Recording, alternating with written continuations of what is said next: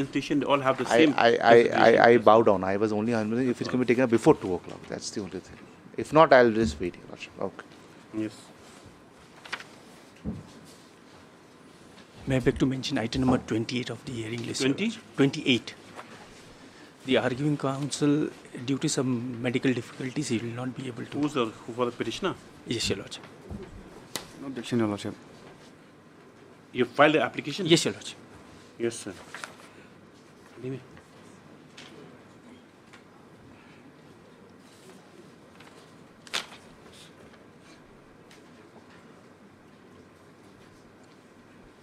Yes, seen the adjourned petition filed on behalf of the election petitioner. Stop. Matter stands adjourned to so and so. For the reasons stated in matter stands adjourned to so and so. Deeply obliged. I hope it's not for evidence today. No. No, Lordship. Yes. Lordship, I beg to mention item number 38, Lordship, of the hearing list.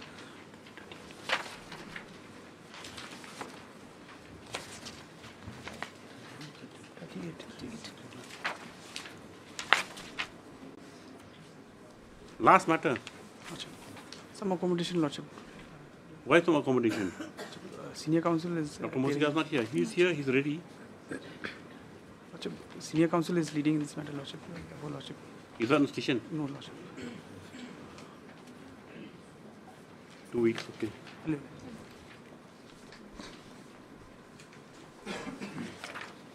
Please, Your Lordship, I beg to mention item number 27, Lordship. Number? Item number 27, the hearing list. 27. Yes, Lordship. I have informed the other side. Who's the other side? Sir Karmi. You're there also in the matter? No. Why adjournment? Mr. Sheikh is not keeping well, Lordship. Okay, 1 week. Yes. A similar prayer for item 37, Lordship. Number? 37, Lordship. 1 week. Okay, 37. That's a black. Lordship, Yes, Mr. Clark. I beg to mention item number 34, Lordship. 34, the Rashtam Nonghali. Yes, Lordship. Who's the other side? I've not been able to contact Lordship.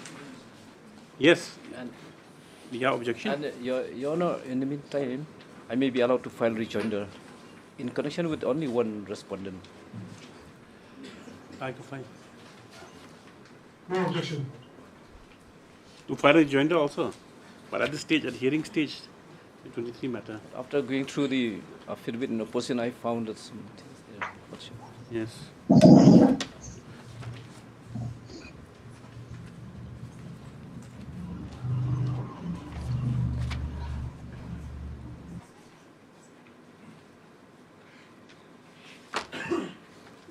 Performance number 6. Who's number up? 5. Who's?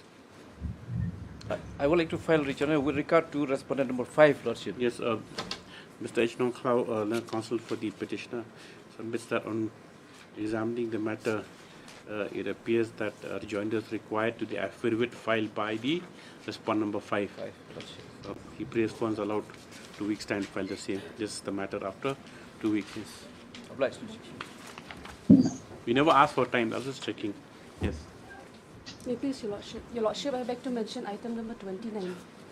Your Lordship, I pray that this matter may come after a week, Your Lordship, as the conducting counsel is in bereavement. This is already heard, I think, this Yes, matter. Your Lordship. Then why? It's just we have to search for some authorities also. No objection, Your Lordship. 2 weeks, yes. Obliged, Your Lordship. May please, Lordship, I beg to mention item 26. Yes. 26, Your Lordship. Your Lordship, here the conducting counsel is on bereavement, Your Lordship. Who's bereavement? Miss Arkashiying, Your Lordship. Your Lordship, if you have this matter fixed on Monday, Your Lordship. Yes. No objections. 1 week, yes. Your Lordship, if this matter may be fixed on Monday, Your Lordship. 1 week.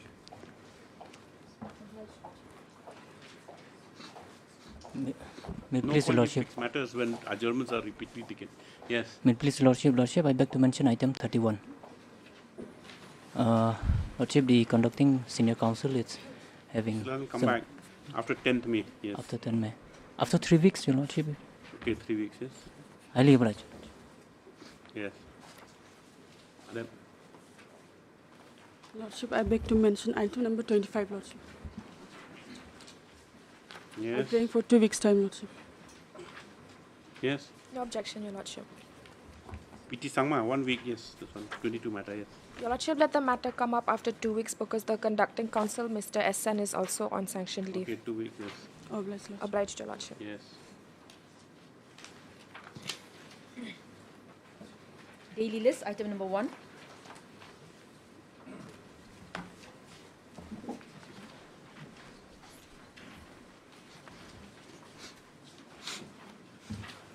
Please, Lordship. Lordship, I beg to withdraw this petition with liberty to file fresh. Incorporate the So amendment. there was no. The amendment was there there, was my no. lord. They are making application now. No, the amendment was there, my lord, but they still haven't communicated us with the hard copy. I think you pay some cost. Lordship may kindly give us the liberty to Yes, file you a pay some fresh. cost. You come to court with suppression of facts. No, there was no suppression, my lord. We You are not sincerely- able to. You pay some costs. In all fairness, Liberty might be given, my lord. you Kindly. pay some cost. Because it was not intentional, my lord. It didn't skip the notice, my lord. If it came on court's notice on first opening the file here on the court only, Completely. how can it escape such a smart counsel like you? I completely, my lord. My fault, So- my lord. Kindly consider, my lord. So you pay some cost to legal service authority. I'll pay it from my, not for Why the, should you not pay on from the your pocket? petitioner, my lord. Any at the request of Mr. S. Deb, I continue to please him not to withdraw this incident petition. Yes. Matter is close of withdrawal. Sprayed, yes. Obliged. Supplementary list, item number 1.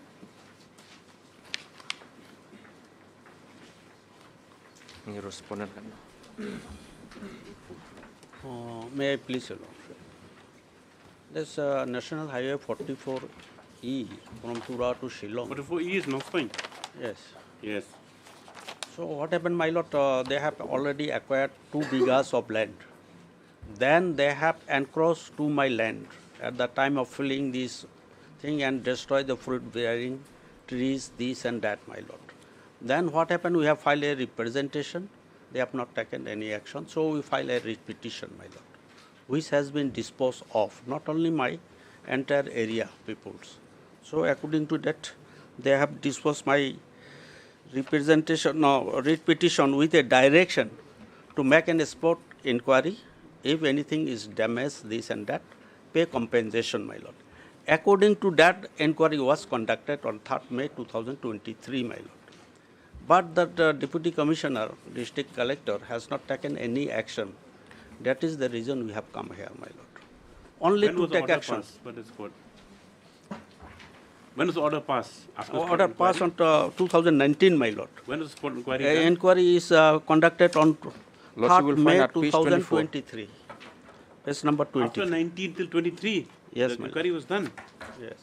Why it took so long? Because they are doing this and that, we are filing this Mr. representation, Shulai? not taking action. Let me have instruction, Your You've Lordship. taken the land of this petitioner and you. Lordship, in fact, from the pleading in the writ petition, they want damages, Your Lordship. What damages? If you've taken the land, what compensation? No, Your Lordship. Kindly see, Lordship, kindly come to page 24.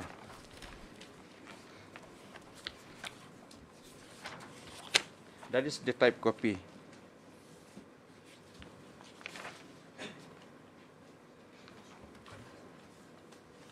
They want damages, Your Lordship. Naturally, if your lands are acquired, you won't pay for the trees.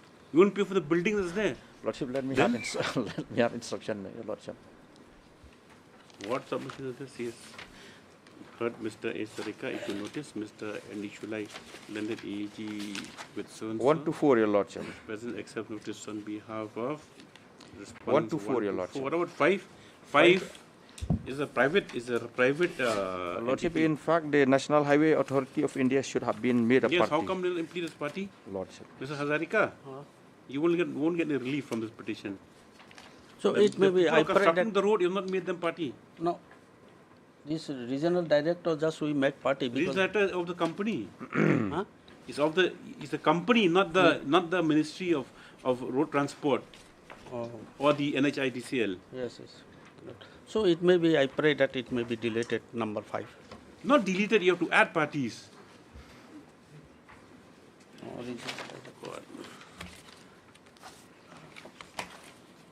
Yes. You take a call on it. We'll list it on today's. It's on Thursday.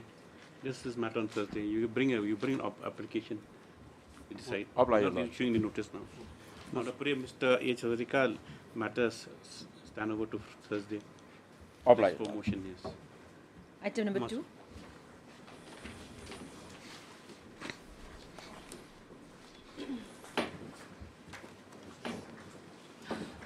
May it please Your Lordship. Yes. Your Lordship, this is the matter pertaining to Nokma, Your Lordship. Your Lordship, here the petitioners are the Nokma of Chibongre Akhang, Your Lordship. Your Lordship, the petitioners were not heard in this matter, Your Lordship, and the impugn order was passed. Evidence was not taken, issues were not framed, Your Lordship. The respondent... No, what happened? They have filed an claim for application. Nokmaship? Yes, Your Lordship. Now what happened to your claim? So the respondent number 3, without following the principles of Dore Sangma, has passed the impugn order, Your Lordship, against the petitioner. No, you said it should be Nokma. You Yes, filed an Your Lordship. application for introduction Yes, in Your the table. Yes, So Your what Lordship. happened? After that, the respondent number, they have filed the application before the respondent number 3, Your Lordship.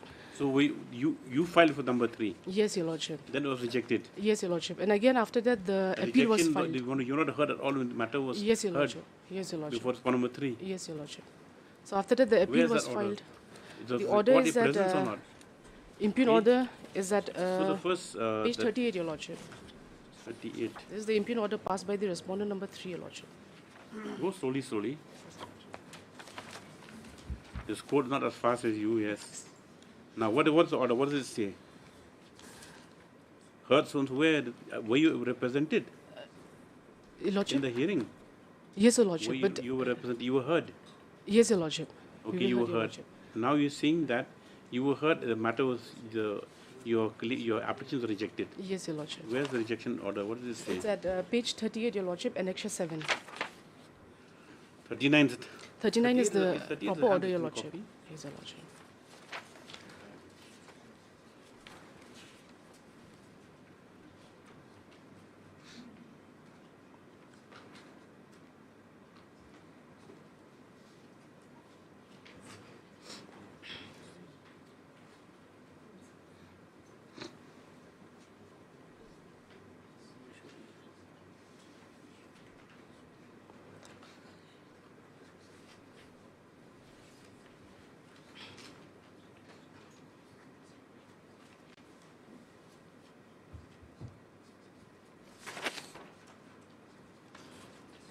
Your Exxon Manak. Yes, Your Lordship. Rixon, Madam. See, the report of revenue officer states that the claim made by Sri Exxon Marak as Chibongre, Aking, and Aking land of Sri Jackson Marak or Nokuma, so at present is the same Aking place, and further report states that the Damal Gambal Ikis and the are all the same place. So are you Yes, claiming someone else's Aking? No, Your Lordship. That is, as per a claim, that is Amatya Akhang, Your Lordship. Is it Aking within Aking? Sorry, Your Lordship. Are you talking about there can't be two Nokumas, one Aking, you know? Yes, Your Lordship. But this is, as per the claim, it's like Amatya Akhang, Your Lordship, which is the only separate Akhang, Your Lordship. But if the report says like that, then what happened? Then the case dismissed. After that, Appeal was filed, Your Lordship, before the respondent number 4, Your Lordship. CM. Sorry, Then Your what- Lordship. what Respondent order number was 3, Your filed with Lordship. CM? It's at page 50, Your Lordship, the order. Page?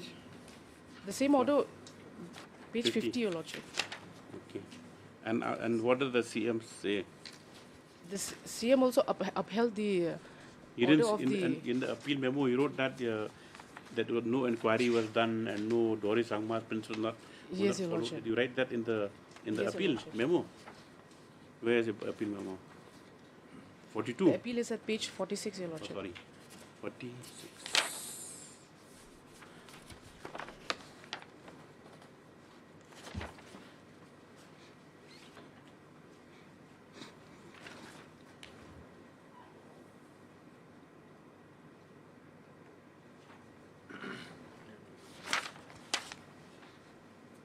Okay, it is down.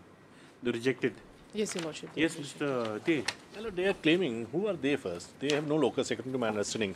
Preliminary, my lord, they have no locus. First, my lord, they are claiming an arcing within the arcing. They could not produce anything before the trial court or before the appellate court that the Amati arcing, my lord. They are the owner of the Amati arcing or they are the Nokma of the Amati arcing. They could not produce anything except the GT. And that GT is disputed, my lord. Definitely from 1952, my lord, they are all arcing are recorded by the deputy commissioner, by the deed and the deputy commissioner. They could not produce anything, my lord. Your Moreover, my lord, just whenever there, the Aking's name was there, not in the no, my lord. The table. No, my lord. It is then not. It is a totally new claim. It is a new claim, my lord. That means it's not a pre-existing Aking. No, Your Lordship. We're just. Lordship, at this juncture, I'm just praying the notice may be issued, Your Lordship. No. Where's Mr. Mumin? My lord, may kindly see the appeal. Screws on him, yes. Yes. My lord, may kindly see the memo of appeal that they have filed before the CEM. Yes. They have not seen the basic thing which is required in the Nokma matters, my lord. They have not said anything about the Dora Sangma and all that. The guidelines has been not followed. The law has been. You would have said that. I've just noticed it now. The appeal memo would have said. No, my lord. Yeah. That is, anyway, forget about that. But the thing is that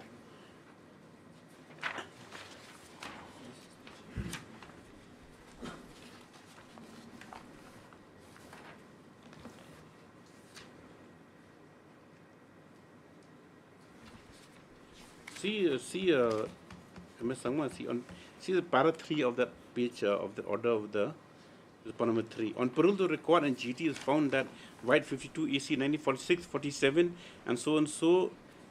And thing is, Amate had been settled way back in 1928. There's a report 41228 also, along with Amata, this and map submitted by so and so.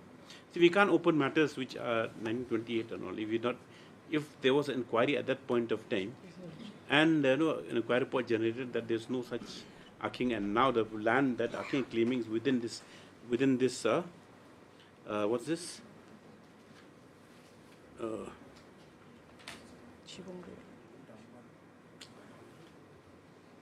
If my lord may kindly come to page 22. So, anyway, let her senior come. That MS LD Sangma, the counsel for the petitioner. Stop. Mr. SD is present, accepts notice on behalf of 1 to 4, my lord. Respondents number 1 to 4.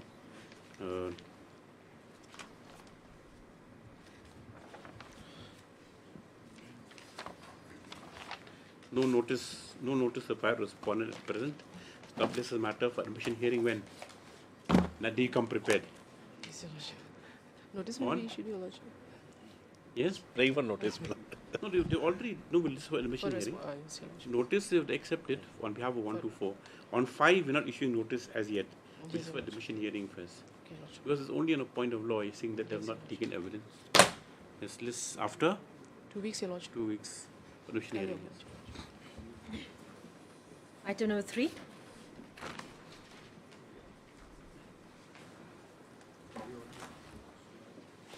May I please, Your Yes, Lordship? Ms. Kassier. Your Lordship, in this case, the petitioner, he was suspended from service. White order Suspended dated. service? Yes, Your Lordship. White order dated 21st April 2022, which is at page 17, Your Lordship. 17, Your Lordship. Page 17. Since Your which year? Lordship. 2022. Page 17. Page 17, Your Lordship. Annexure 1. In connection with the criminal proceeding pending before the Learned Trial Court, Your Lordship, and without opportunity of being heard, defending himself, Your Lordship. Was he taken to custody? Yes. Was he taken to custody? Was Yes, he arrested? yes, Your Lordship. And then, in pursuant to this order, another impugned order was passed, granting subsistence. Yes, Your Lordship. Granting subsistence allowance. So what are you challenging now? Your Lordship, we are challenging this impugned order, Your Lordship, and. Why? That no dispute proceedings have been drawn up. Yes, Your Lordship, and yes, Your Lordship. Yes, but MS Yekasi issue notice. MS NG Shella, let's say, accept notice on behalf of all the respondents. No further call for this for after 3 weeks for affidavit is. Much obliged, Lordship. Much obliged, Lordship. Daily list item number 2.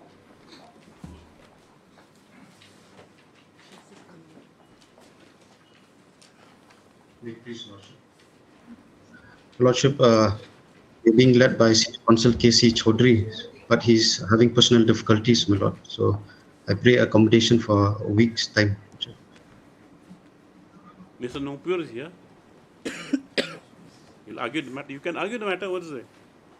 No, the client has engaged Senior Counsel K.C. Chaudhary, my Lord, in this He'll case. engage you also. You're there in the matter. No, my Lord, I'm just assisting, Lordship. Just 1 week's time. What is my it Lord. for today? Admission hearing. It's for admission hearing, my Lord. Means prayers made on behalf of the Council prayers made on behalf of Mr. K. N. Chaudhary, who is unavailable, who is the leading counsel in the matter, who is not available today.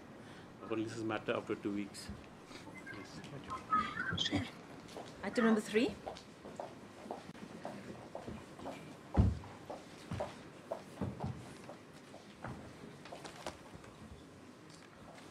Well, these are the matters where excavators have been seized, my Lord, by the Deputy Commissioner without registering any criminal case. And the excavators are lying parked in some petrol pump for more than a year. From? For more than a year, my Lord. And we are left remediless, my Lord. Because if a criminal case is registered, my Lord, and the seized articles are produced before the Court of Magistrate or CJM, my Lord, we can apply for Jimma. But nothing has been done, my Lord. What happened? My Lord, Additional Advocate General is leading this matter. He's on legs before the other court. It is matter if my Which senior... Advocate General? Mr. Andy Shulai, my Lord. If a senior counsel, my Lord, if he's going to advance his argument, then, my Lord... No, let him come. What is the if it's been seized without a due process? My Lord, he will be in a Or better connected position. with the environmental offence? My Lord, the only thing which it was seized as per our affidavit is that they were transporting those items without any permission, my Lord. The authority, and in fact, my Lord, the people who have actually engaged those items, my Lord, they do not even have the permission to transport those stone quarries. Transport or to they have a stone quarry or they have they have crushing These unit? particular excavators were used for transporting those stones, my Lord. Then if the environmental My Lord, thing, we let have them put simply, on the excavators. my Lord, we have simply lent the vehicles, my Lord, to somebody, my Lord. See, the thing is that they have to pay a price. If you must be hiring out a vehicle knowing very well what it's being used for. But my Lord, the law illegal activities. But my Lord, MMRD requires that a criminal case has to be registered, my Lord. Then at least be registered. Criminal case have been registered. That is no, Your Lordship. Why? Lordship, in fact, there is a order of the NGT, Your Lordship. Then what happened in pursuant of that order of the NGT, a committee has been constituted, Your Lordship, under the chairmanship of the Deputy Commissioner, Your Lordship. So there was also a direction to see that no illegal mining or illegal activities is carried out. So, Lordship, in pursuant So these vehicles were seized in connection with carrying these yes, Your illegal Lordship. activities? Yes, Your Lordship. Yes. Let's see then. Yes. Since additional AG is here, yes. Yes, Mr. Mozika. Where do you show that there's been no due process? My Lord, kindly refer to the Act, my Lord, MMRD Act, Section 24, 21, my Lord. Lordship, only thing here, Your Lordship, in this case, Your Lordship, the people whom they have taken, the people whom they have engaged, they are not before Your Lordship. And then also the Meghalaya State Pollution Control Board also is not before Your Lordship. You have impeached them, why? These are a vital party, Your But Lordship. if NGT matter, Dr. Mozika. My Lord, we have simply come, my State Lord. Pollution Control Board My Lord, is kindly see, my necessary Lord, party, we Your are the Lordship. owners of the excavators, my Lord. Doesn't matter. By a written agreement, we have hired those vehicles, we have given hire to somebody, my Lord. Because orders have to pass to them also, no? Because they must have seized it as committee. They are playing a vital role, Your Lordship, in the proceeding. My Lord, we have come only for the fact that no procedure as prescribed in law has been followed by the government, my Lord. If they register a criminal case, they'll make MPSC, Pollution Control Board, whoever is required as a party, my Lord. But without following, my Lord, what they are trying to do, my Lord, they are trying to auction the vehicle, my Lord.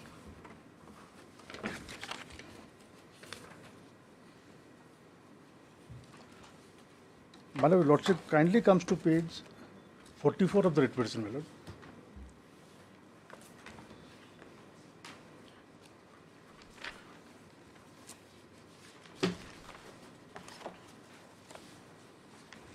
You know, no tolerance for environment violators. No, my lord, but they have to follow the process, my lord. The procedure established by law, my lord. No tolerance. They've done enough. Yes. But 44 years. this is the minutes of the meeting of the district level committee constituted in connection with the attachment of property under section 69 of the Assam Land and Revenue Regulation to discuss on seizure of heavy machineries at a dumper truck at Rani Jirang areas in Meghalaya, so and so, so and so. Now, my lord, the Assam Land and Revenue Regulation, to my understanding, my lord, this is not a penal provision, my lord. Now, my lord, kindly turn to the next page, my lord. No, they have to initiate Bagheera proceedings for recovery of any penalty or fine. My lord, MMRD Act requires filing of a criminal case, my lord. Let's see. No, now, okay, let's see what the initial 7 Now, says. page 44, I was referring, my lord, the last para. Sri F. Lalu, environmental engineer, Meghalaya State Pollution Control Board, expressed that there is a need to find out the names of the owners of the seized items in order to cross-check with the list of violators that had already been sent to the NGT in the matter of Jitul Dekar. To this request, the member secretary suggested that since legal complaint will be filed by the DFO East Khasiyas district so-and-so, therefore he may be requested to share the details with the committee as and when the cases are registered. The chairman requested the member secretary to coordinate with the concerned DFO. So, my lord, this indicates that no legal complaint, what they call it, my lord, no legal case has been filed against us. And why no legal case been filed? Lordship, in fact, there is Lordship, a complaint lodged by one sub-inspector of. Was the case registered or not? No case. This complaint has been filed before the superintendent of police. Where is that? Lordship. That is, it's not an affidavit. No, your Lordship. Then? It's on Lordship. If Lordship allowed me, and then I'll bring by an additional affidavit. All this. Give the case number. What case registered? No case has been registered. No case has been registered. I'll file an affidavit as a come affidavit. We'll dispose of day after tomorrow. But my lord, they register a case, my lord. We can apply for Jimma at least, my lord. Presupposition is there. Lordship, but then you have not impeded Pollution Control Board and even the people who are using it. Well, in my humble submission, my lord, if a criminal case is... It might fail because of that observations by the State Pollution Control Board, and it's linked to many other illegal activities there. Lordship, if it comes on Monday, your Lordship. On Monday. Lordship. Okay, Monday. Monday might have some difficulty, my lord. Friday? This Friday. No, Friday this court won't be here. Then Tuesday?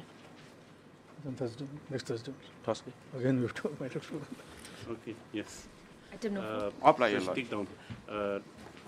On the submission of the learned senior counsel on behalf of the petitioner, that the seizure of the excavators was not as per due process and no case has been registered as envisaged under the Mines and Minerals Development and Regulation Act.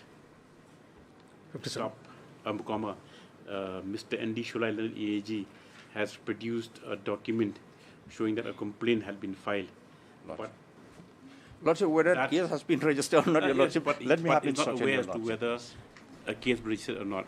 Lordship, yes. He prayed for us allowed 1 week's time to file an affidavit indicating the status of the complaint as to whether case registered or not. If it's not registered, then they register it. Lordship, release the vehicle. They register the case and clear order, your Lordship, from the NGT, your Lordship, that we have see to whatever recover. is NGT. Lordship, let me bring due process. Lordship, if it sees a connection with some environmental violation, then those articles are taken and they let me bring all those facts, your Lordship, by an additional. It brought a long time ago. Highly apply, your Lordship. 3 and 4 connected. 3 and 4 are connected. Yes. Item number 5.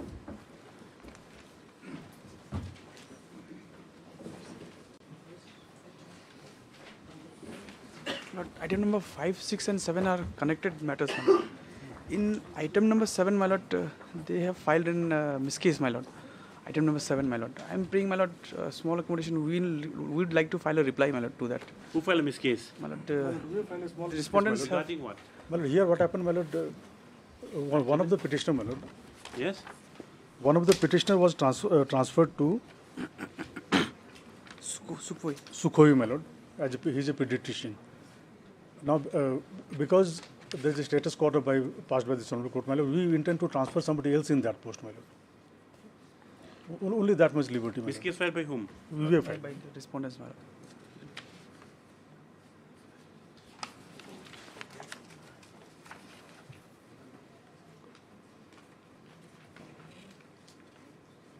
It's becoming into, a mess actually, a quagmire. If no policy comes out fast. Open, clear policy. They'll be subject to challenge. Then the court will decide. But for the time being, only this much. Whether these people who are trained by you and people who come with prior specialization should be treated equally. But for the Just time, because for operational efficiency that you're making this distinction, it's causing it's discriminating against these GDMOs. Yes. well, that a lordship may decide. At this moment, my lord, I'm praying to file a short reply, my lord, to their. Why reply? Lord, He doesn't want to go. At least to give a chance to appoint somebody else in his post. Only we are asking only that. 3 days time, my lord, will be sufficient, my lord. 3 days time. Take Miss case number 58/2024, WC 329/2023. Stop. Dismiss application has been filed by the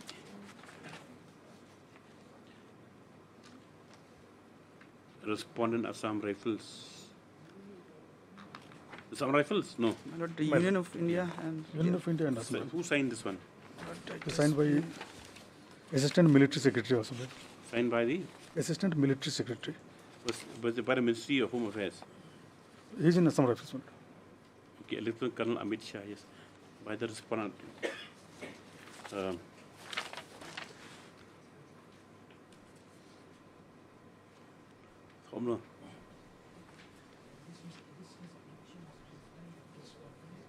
Assam Rifles, yes. Praying for orders to grant leave to the applicants to post one Dr. A. Stop K. Stop Bhagat, CMO, GDMO with PG qualification of MD within bracket pediatrics of Assam Rifles multi-specialty hospital.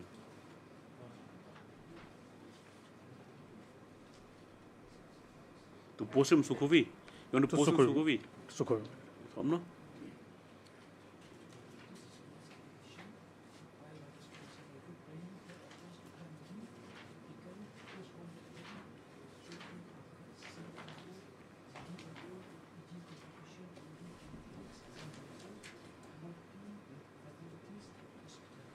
To Assam Rifles Composite Hospital at Sukhovi, SHOKUVI, Nagaland, right? Sukhovi, Nagaland. It's Nagaland. Yes. Native. Who are you? You're not Doctor A.K. Bhagat. There's a party here. But he's Dr. Sailendra, my lord. He was transferred there, my lord, to this particular Sukhovi post. So because of status quo order, we are not sending. I'm still in Guwahati, my lord. Okay, stop. To this prayer, Mr. Chanda, counsel for the petitioner, prays that we be allowed to file a short reply. Prayers allowed list after 1 week. Yes. Our connected matters list together will soon. Otherwise, this matter won't end also. Item 8.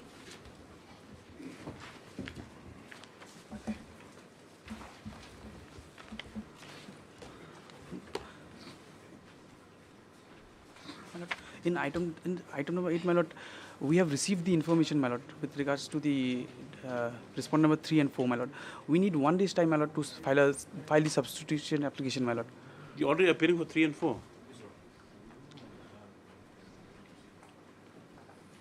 Okay. You'll be appearing for the newly impleted ones also when they get impleted. Okay, Mr. S. Chanda submits that the requisite information. For the new ones, you won't be appearing. I think it's sufficient. Okay, let him file substitution application first. Let notice go. Yes, Mr. S. Chanda. Praise without 1 week's time to file appropriate substitution application. Praise allowed is this after 1 week. Hello. 9.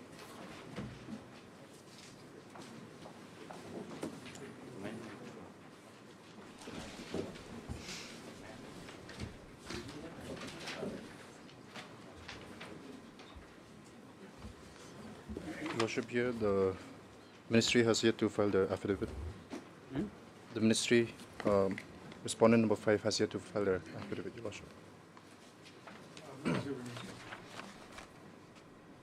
What to do? Your Lordship, in the meantime, I pray for more time to file my rejoinder. No, I mean, like, you need to respond number 5's affidavit. Contract which period? All the records also lost. There is a delay also, Your Lordship. Though the law of limitation is not applicable in the proceeding, Your Lordship. This is a monetary claim. Monetary claim, Your Lordship. We look at that. Okay, Mr. Dr. Mozika, prays for further 3 weeks time file affidavit stop as a last opportunity. Mr. Lasangluya for the petition also prays him allowed to file. For the time to file, you under the affidavit filed by the state, Lordship. By the state respondents. List out of 3 weeks. Yes. Your Lordship, item 12 item is 12, Your matter. Lordship. Item 12 also is connected, Your Lordship. Item 12 is a connected matter, Your Lordship. This item 12 together with Sulsan. Apply, Your Lordship. Item number 10.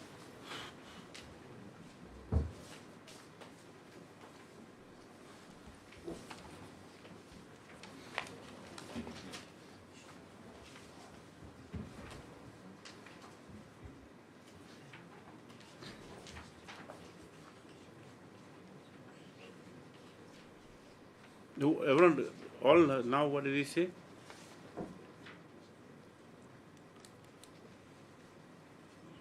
Out of petrol, this petition now. No more gas in the tank. You know what he's saying? No? When it started to a lot of acceleration, now no more gas in the tank. Taking time all the time. What to do? 2 weeks. 2 weeks time maybe granted, Lordship. 2 weeks time maybe I granted. understand. There's no more gas in the tank. Oh? No more gas. Yeah, Your Lordship. Yes, seen the adjourned petition. The matter stands adjourned for reasons stated therein. List this on. So you give a date, yes. I didn't like your. Item 11.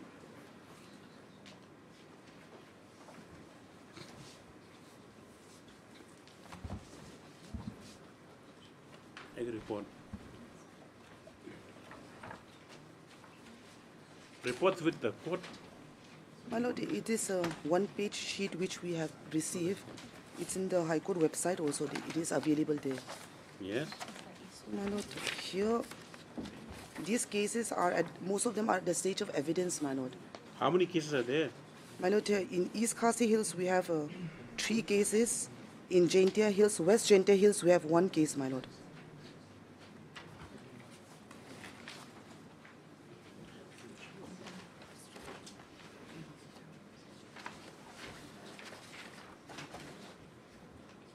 See, there are, how many cases you say there? Altogether 4, my Lord.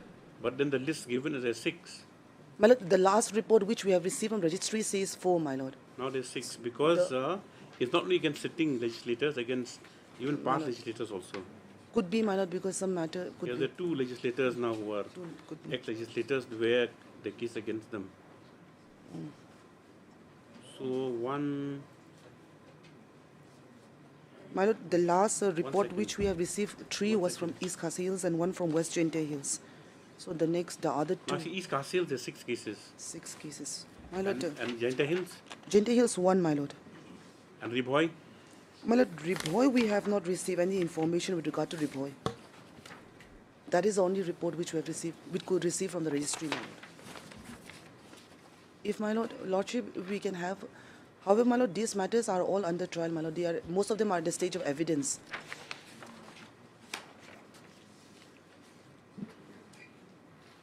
One is, okay, evidence. This one, other one, Deborah Mara, evidence.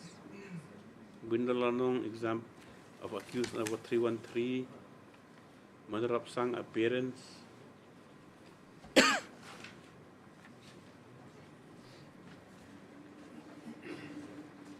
Then is a report furnished by the Office of the District Sessions Judge Shillong indicates that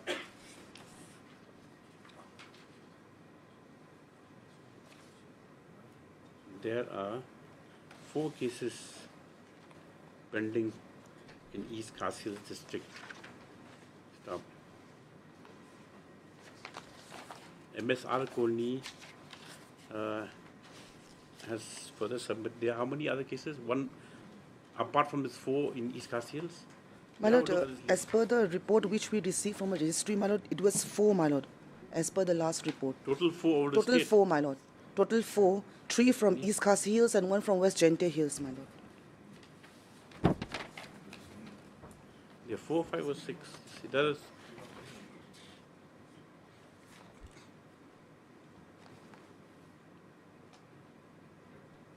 Yes, my lord. This serial number 1, 2 and 3 is in the list with us, my lord, and the last one is this 1, 2, 3, my lord. 4 and 5 are not with us, my lord, the list. Our list doesn't say about this, my lord, 4 and 5. That is a 4 or 5? My lord, here altogether it's 7. 7. 7. No, let us see some confusion. The serial number says 7, but apparently it's 7 6. of the courts here. See under, whether in which courts any cases pending.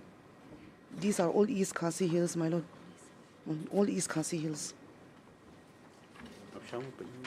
And my lord, as per the data One which second, has been... 1 second.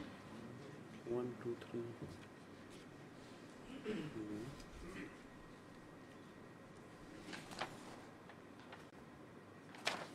The serial says 7, my lord, but it looks like 6.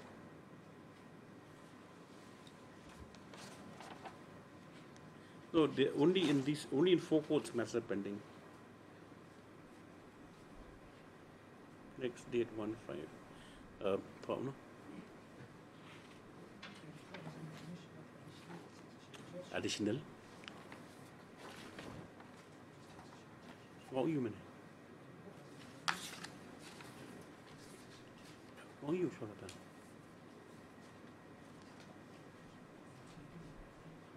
By what? Also, what you sure that? What you? What additional?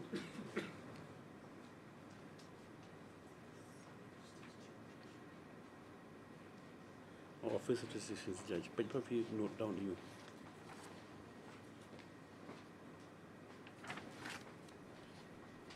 Problem.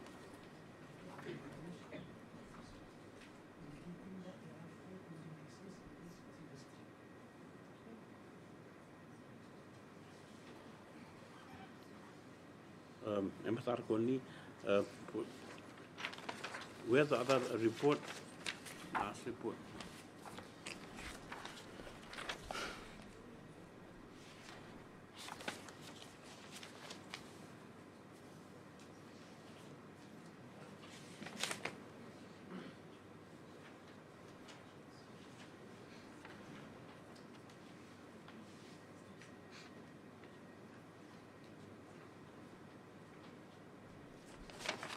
Strange, the number's not tallying.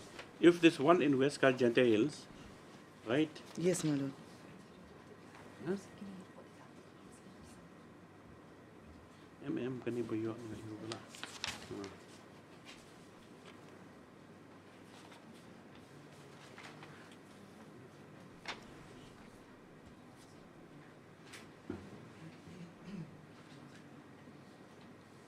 how you see the thing is very strange. Now,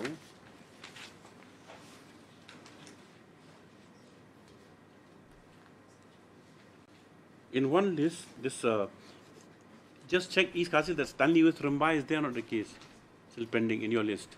No, my lord. My lord, we also received one letter from a law department which has been signed by the district and session judge. East Kashmir. This says 3, my lord. Our data says 3.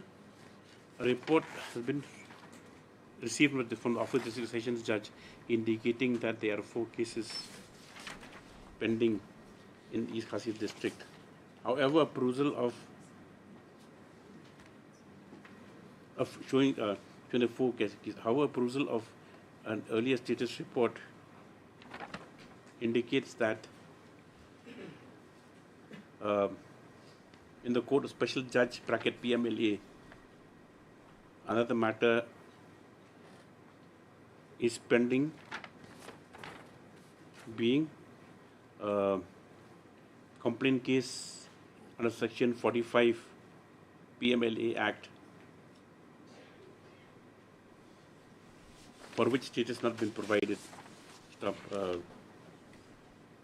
Further, MSR Kolni submits that in West Jandhal district, one case is pending which is on the stage of evidence.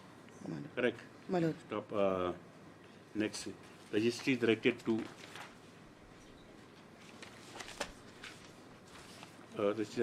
obtain the correct position from the district East Khasir district judge.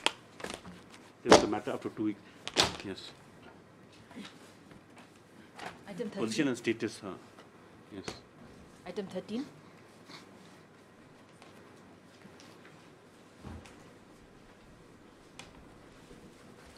May I please, Your Lordship? We have filed the affidavit in service, Your Lordship.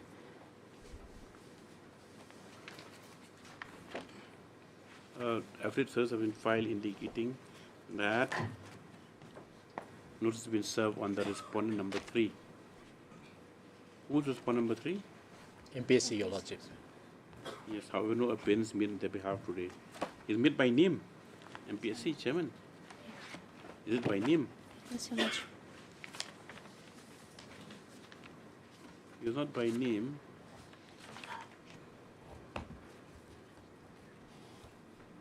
What by name is? However, no appearance made on behalf today. Mr. Abraham is present on behalf of respondent 2. This matter to 1 week for appearance of the respondent number 3. 13, 14 connected, Your Lordship. Yes. 14 also connected, Your Lordship. 15.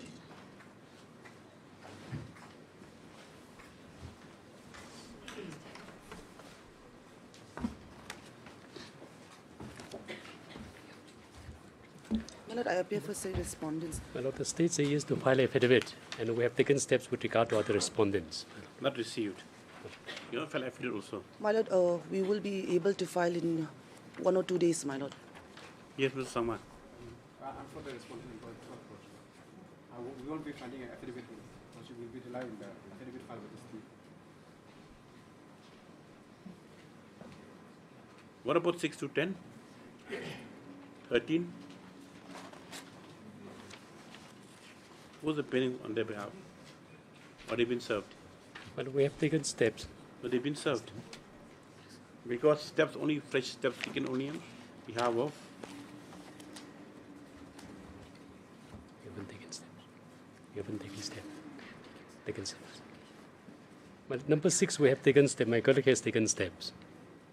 But perhaps a report not yet come forward. It has to be through an officer. It can't be through, you see, just the National Council of Teacher Education. Yes. It has to be there. Who heads it? It has to be in that, in that designation of office. This is like saying making embossed party, You can't just send notice to emboss or to Nehu or to like that, without designating the person who will be responsible for filing your 11 and 14 struck off.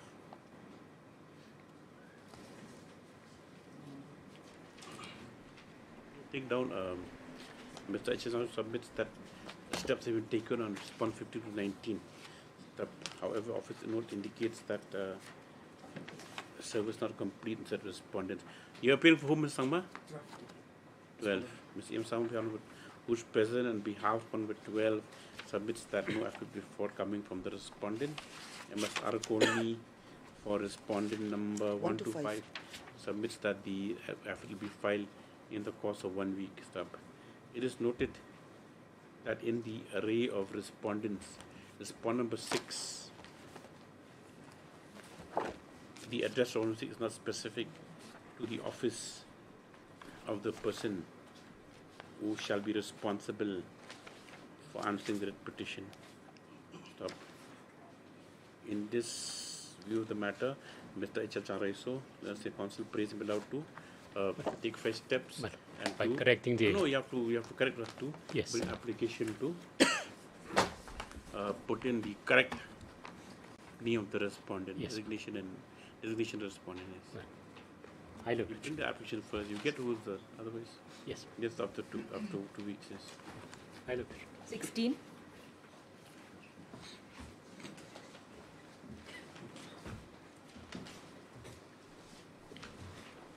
May I please, Your Lordship. My Lord, there's a delay of 93 days in this, in filing of this revision, my Lord. Your objections? My Lord, The only objection he has raised is that I have not been authorized. in the continuation of delay in the affidavit, I noticed that the applicant who has executed the affidavit, he has been authorized by the other siblings. But in the condemnation of delay, they have not annexed any written authorization. Because of that, I have raised objection, Your Honor. Why? My Lord, she has been representing the others, the other petitioners. No, she's a petitioner. She's the also, sisters. They are siblings. No, she's been in the trial court. Even she the was- trial court, she has been representing them, my Lord. Then it doesn't matter. 93 days only, my Lord. That's the only objection they have raised. Apart from that, there's no other objection, my Lord. Oh, you have no objection? No. Otherwise. Only on that point.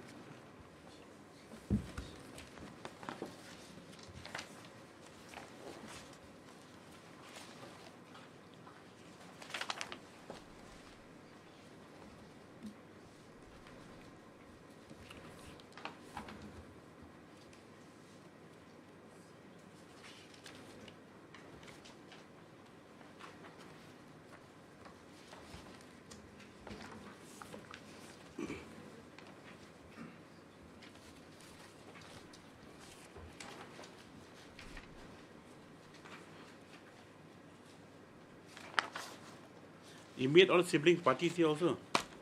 Your Yes, parties here? yes, yes. I mean, they're petitioners here. They are petitioners here. In the miscase for condition also? Yes, my Lord. Miscase number 1. Yes, this is an application, miscase number 1, 2024, CRP number 3, but miscase in CRP number 3T of so-and-so, Patapen. This is an application for condition of 93 days delay in preferring the connected civil revision application stop.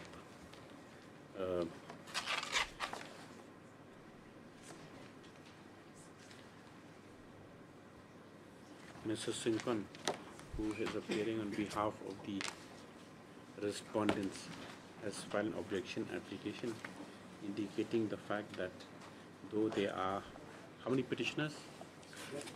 6 of them. Yes, 7 petitioners. applicants. There is no authorization authorizing the petitioner to present the instant civil revision or the condemnation application. So therefore, praise that however, he submits that. Stop, Mr. Nekvar Bathoy. That's objection. Note of objection. That's so. Mr. L. Karim, counsel for the petitioner. What's submission? My Lord, she has been representing all the applicants, my Lord, even the trial court, my Lord. She's a sibling. The trial court itself, the petitioner has been authorized to represent the other petitioners, and the revision will continuation of proceedings. Stop and further proceedings. The application for condemnation may be accepted for consideration.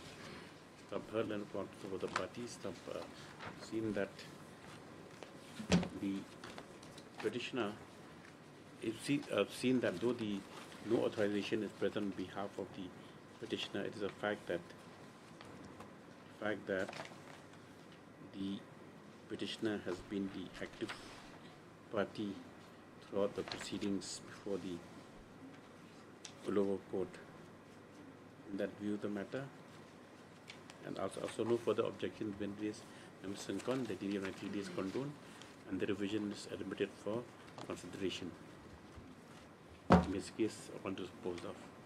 In the main case, in this case, dispose of, registry to diarize, register and diarize the supervision application. 17. Then in the main case, in view of the order passed in this case also, it's a matter for admission hearing. So did.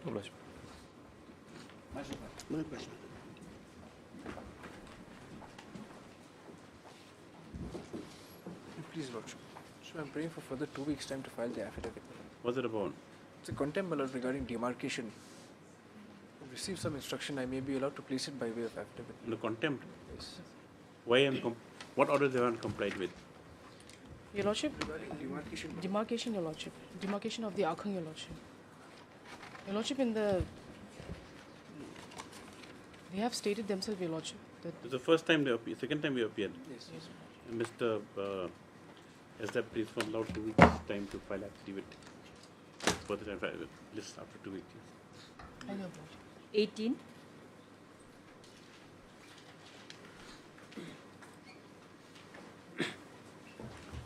Well, this is a contempt matter. The last occasion, Lordship allowed us to file a short reply. We have filed the reply, response. And we have a next, my Lord, the headman has served a letter to them on 9 April. On 10 April, first he approached the I.O. and the I.O. called the party on date 10 as to why they refused to accept the... Here today? The parties are here, my Lord. Huh? I even requested my party to come. The parties are here? And where's the affidavit? Let's see. My Lord.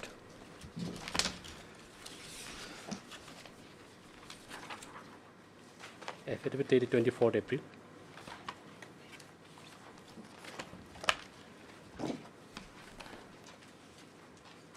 My Lord, para 2, para 6 and 7,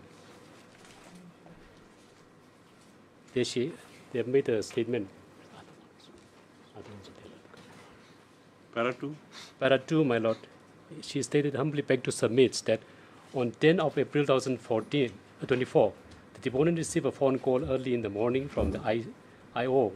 Such, questioning the deponent the reason why they are not willing to receive the letter from the headman of Umali.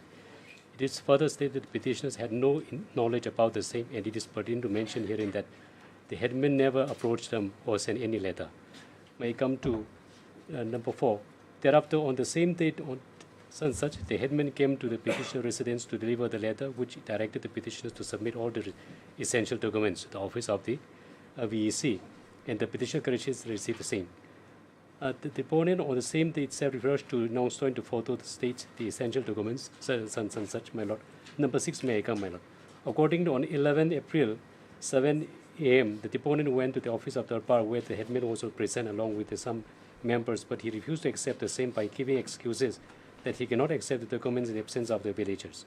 Thereafter, with no other option left, the deponent informed the officer in charge of the such by phone call. The headman refused to accept the documents, and the officer in charge informed the petitioner that he cannot take any action in delivering the documents to the headman without any orders from the Honorable High Court.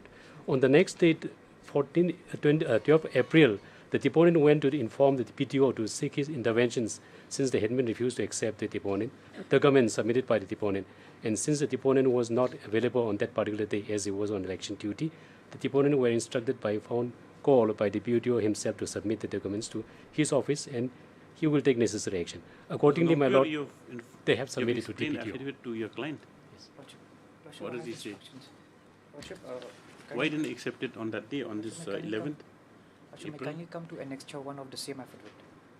Why didn't he accept it? I'll explain. Yes. Annexure 1. This is the letter written by us to them.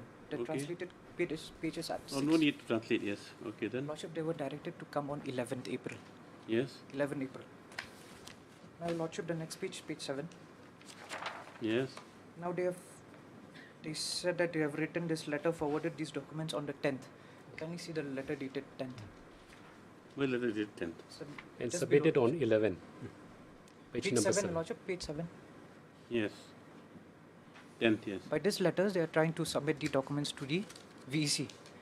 Now, this letter is dated 10th. Yes. Lordship, now they go on to say that, can you come to para 6? They say that they had approached the Dorbar on the 11th. Yes. Lordship, my instruction is that they have never come before the Darbar. That is my instructions. Now may kindly come to one more letter, Lordship, which they have written the letter to the BDO, page 20, Lordship, page 20 of the same affidavit.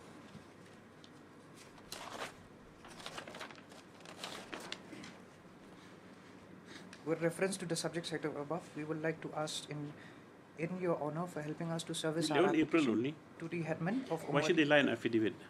Lordship, kindly go through the contents of the letter. I want to show to this honorable court that they never approached the Darbar on 11th. Can you come to the pleadings of the Listen, Mr. Nopio, letters, Lordship? the only thing is that there is some problem. The thing is that if they've gone and if they've written an affidavit also, now this is 10 letter. This is to the BDO. Lordship, kindly see the contents of the letter. I may be allowed to read, Lordship.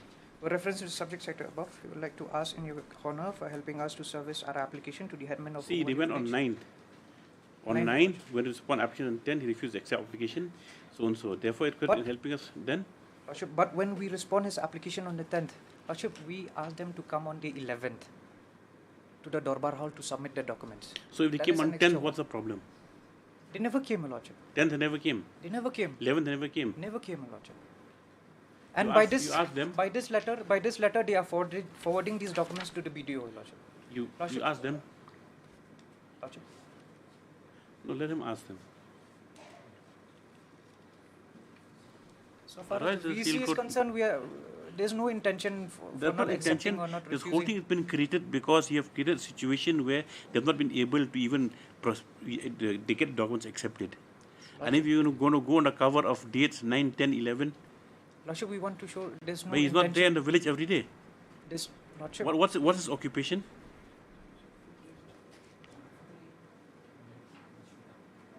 he's a farmer, Lordship. So he's a farmer, he's not there in the village every day. Probably he has to go to his fields. That's He why, doesn't come back home at night. He's not there in the morning. Lordship, that's why... Yes, did they go? Let us give. According to the they have gone on 11. You're not lying affidavit. They have also recorded a video also with the phone where the headman has You're not there. used to. As per my instructions, It's you very have not come, unfortunate. Lordship. Very unfortunate. He's a think young there's no person, intention- there's long no here to intention serve the about- public. There's no intention on part of the contempt. What no or intention? We'll to see that refuse. video and he'll go to jail. Kalau tarik kelaman, hadarbar. Kamu kira dan ke video kisah rumah kau tarik. Iklaman tarik terat. Kira ban semai, yang ni ban omai kelaman, kau tarik. Baburam, saya nak semai.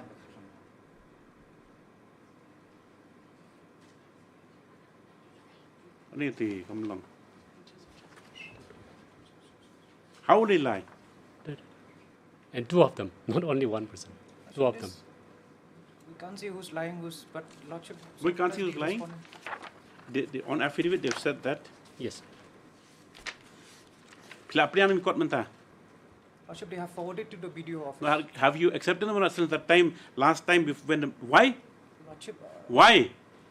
I told you as a counsel, it's your duty to instruct your clients for compliance out of the court. Then? we are doing that. Lordship, they never approach. What do you mean approach? We don't even have the documents, Lordship. They've never come before us. Even till date, we are accepting the documents. Lordship, since they have enclosed this and the affidavit, the documents, we can forward these documents to the BDO now, Lordship. No. But I think something has to be done. they have forwarded the PTO, and PTO instructed them that PTO has forwarded those documents to the headman already. Lordship, there's no... Lordship, if we can submit these documents again to the BDO.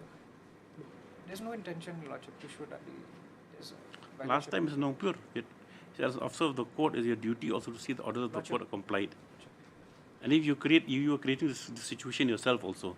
Lordship, I'm just going by the affidavit filed by them. The last time when the matter was taken up, I said that it's your duty as officer of the court to he is the headman. Lord. If the order of the court he should have gone to the house to ask for it.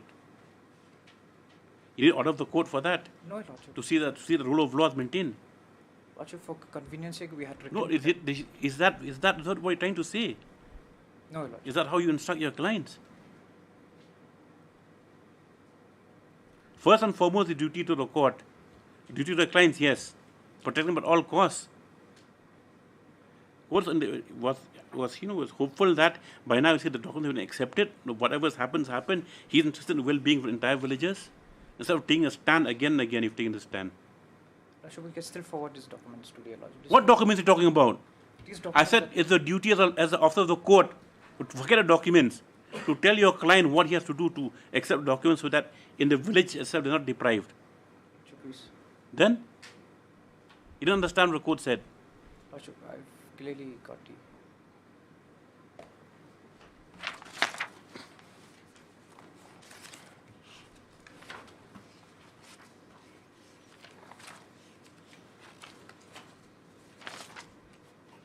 Take it on. Affidavit has been filed today.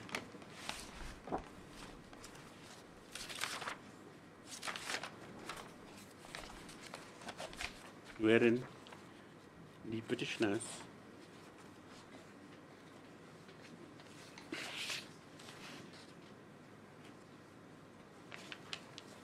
it's just a change of residence, correct? This has come about just a change of residence, this case. Earlier on. In this case, the petitioners say Petitioner number one from change of residence. Number two is that's why this course and disregard earlier ones. Yes. That's it, and accept the ones with the newly issued ones. Yes, that is the one. And from this you made a mountain of a molehill. No?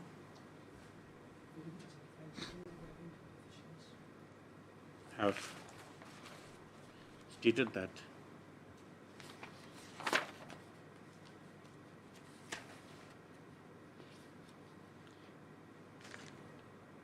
pursuant to a letter dated 9th issued by the headman. Yes. 9. Dan yung dorbar nam hapo snong. Hata kau iterik bagi wan udan nem hapo office tugas ngi.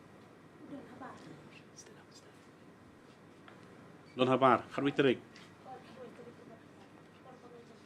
Uang kumno. Boleh om ta? Uang kau iterik pilih.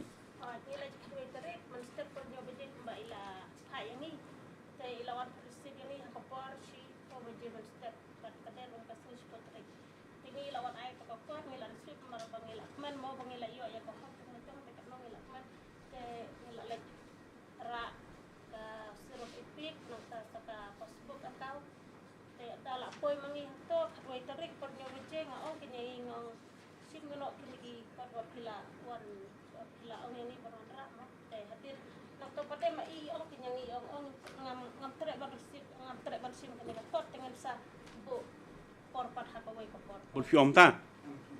Te kum kin thok om ta pren yak ko kod. Ikan do ikir witrik khabar apa yang terbar. Sahab abangi la khot bakin wan ajing shala da ki wan sukman sa. Yung kelawan pi pem apa diang? Ni pediang la da ki wan. Piom.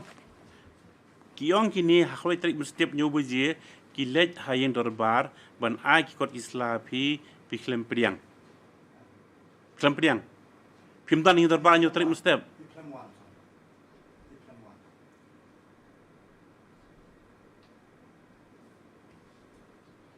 Islam one.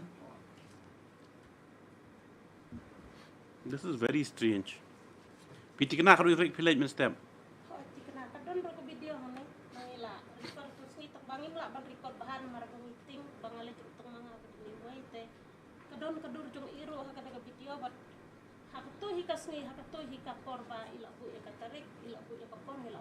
Yes, you do one thing. We just adjourn for time being. Just ask the advocate and just examine the video with the thing. We'll take it after some time. Otherwise, yes.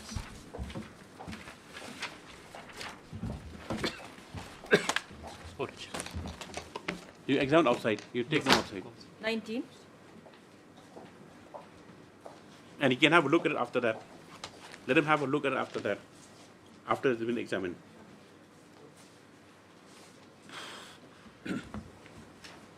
Yes. I'm praying for some more time. As prayed by Lord GSI. further 2 weeks' time. That we have read this also. Hello, Lordship. 20.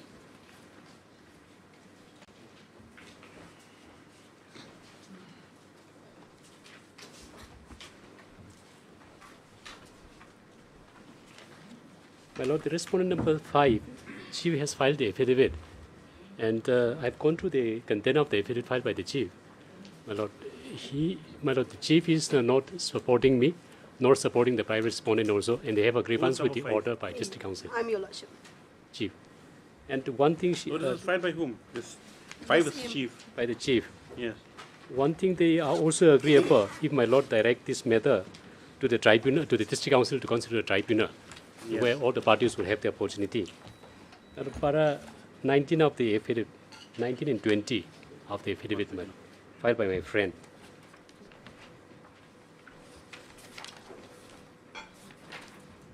If I invite my Lord's attention to para 19 and 20.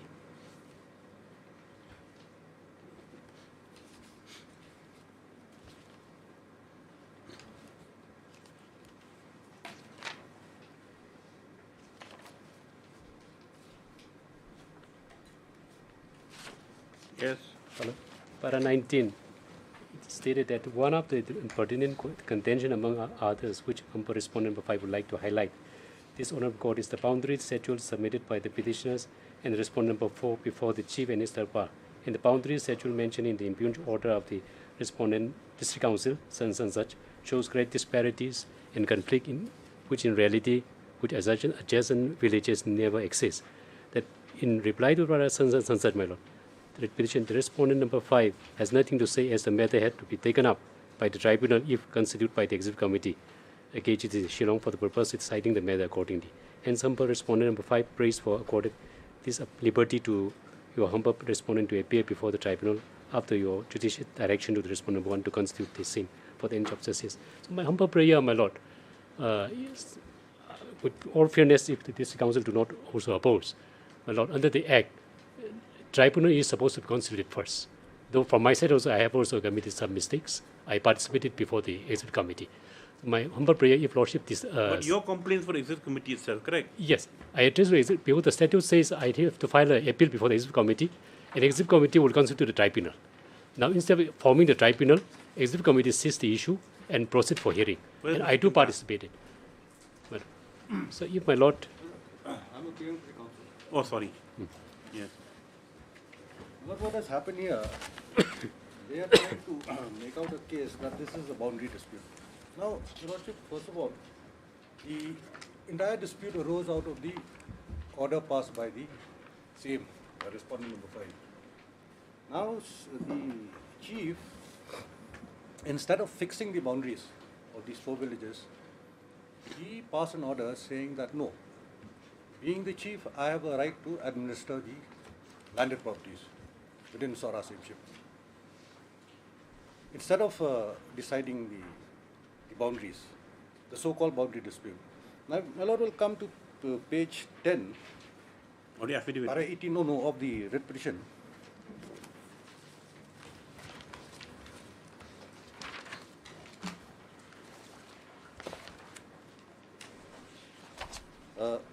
Para 18, my Lord, that since there was inordinate delay on the part of the Respondent Chief to settle the boundary dispute, the office of the Darbar Shnong of Umblai, Laitlindop and Mauku village were compelled to submit a letter dated 2/12/2021, submitted to the Chief Executive Member KHTC Shlong, praying for approval of the boundaries of Umblai, Mauku and Laitlindop villages. So it would appear, my Lord, from this statement itself that there were no approved boundaries. The boundaries have yet to be fixed. My Lord will come to page 109 of the writ petition. This was their petition before the council.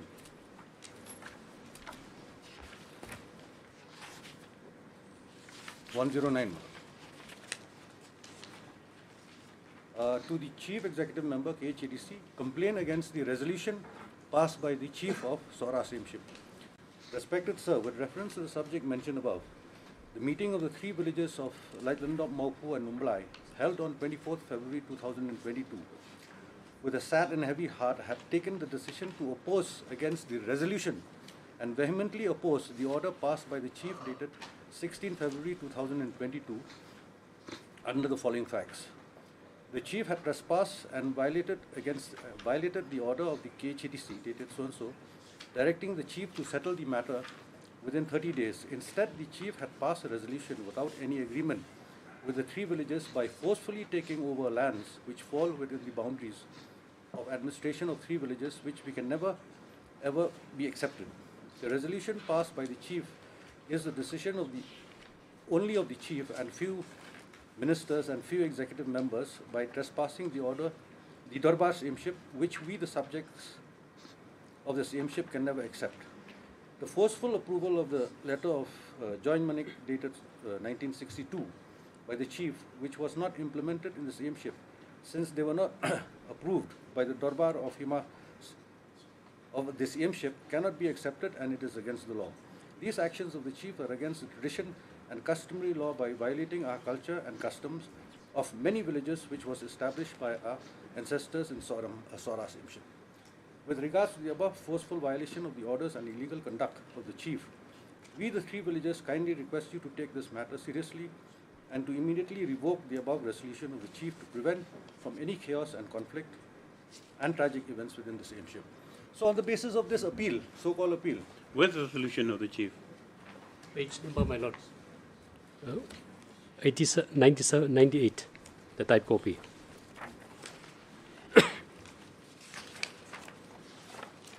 The Chief, without addressing the actual dispute, he went into another tandem altogether. Yes. And he became an interested party, my lord. That is the problem. The operative part, my lord, may come to 106. 106. Long resolution? Long resolution.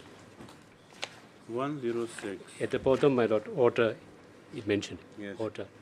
The executive part of the Sora Sameemship has held today on such. After detailed examination and thorough discussion, had passed the following order as follows. The border of boundary administration of Umplai and Maupu village, which falls under the Rila Kaitkerai, 16 villages will be separated by the Ripa slopes. Below the Ripa will fall under the administration of the Umplai and Maupu, 16 villages. And above the Ripa will fall under the administration of the Sansat. The border of boundary of administration of the Lailingdop, another petition, my lord, which falls under the Sansat, will start from the Umlapeng bridge till the Sansat, and towards the southwest, separated by the Sansat. That the tourist spot is located towards the west of Mosowa Falls, including the parking lot for the tourists constructed by the Lailingdop village. But they will have to obey the authority of Sora Sameemship according to the existing customary law. The border of boundary administration of the Laitu is a respondent, my lord. Village which falls under the Sansat will include only those areas with houses and villages, villages. The Sardar of Laitu does not have any authority to grant new plot for new construction of houses to the people of villages Laitu without permission from the Sansat and the forests which fall under the Sansat, including the small stream, large river and water fountains will under the administration of the Chief Minister. So basically, my lord, the disputed area between me and the other respondents is claimed by the Chief that it is his control. It became so more confusing. Instead yes, of resolving the issue, yes. my lord. So because of that, we filed an appeal, and the appeal was disposed of by the executive committee. And before disposal, my lord, they conducted the spot inquiry. I have a grievance. Before disposal. By the district council. By the district council. And my lord, the impugned order 10129 of the writ petition. 129. My lord.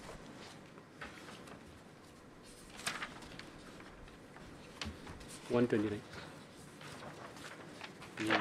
My lord. And it so started. That means you're unhappy with this also. My lord, the problem here is, my lord, the problem here is the core issue between the parties also not addressed to. And one of my grievances is that the spot inquiry was conducted and the inquiry report was also not furnished to the parties. And the inquiry report was not furnished to the parties. And the basis of the district council order is based on the inquiry report. So I challenge the procedure propriety. Therefore, my humble prayer, if Lordship set aside the impugned order and direct the district council executive committee to constitute a tribunal where all the parties will have an opportunity to. No, but the tribunals only when there's a defined transgression of boundaries for the ilaka dispute, ilaka, right? Yes, yes. What this is, can a mandate be extended to examine as to whether Fixation. Whether there can be demarcation? Can the mandate be extended by the Act? No. Act? No, my lord, it cannot, because the Act says that when there is a dispute, there should be boundaries first. My lord, before a dispute can arise.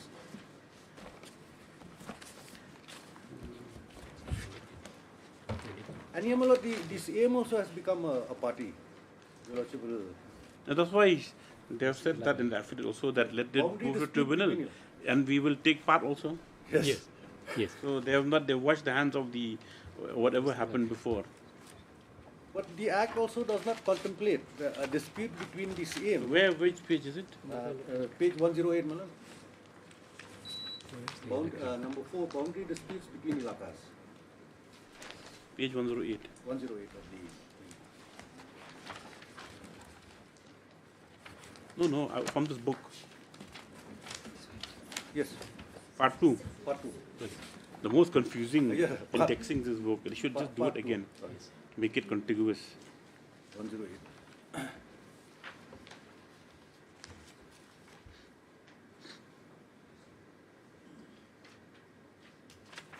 My lord, first is 3, formation of new villages and alteration of areas, boundaries or names of existing villages. That is 1.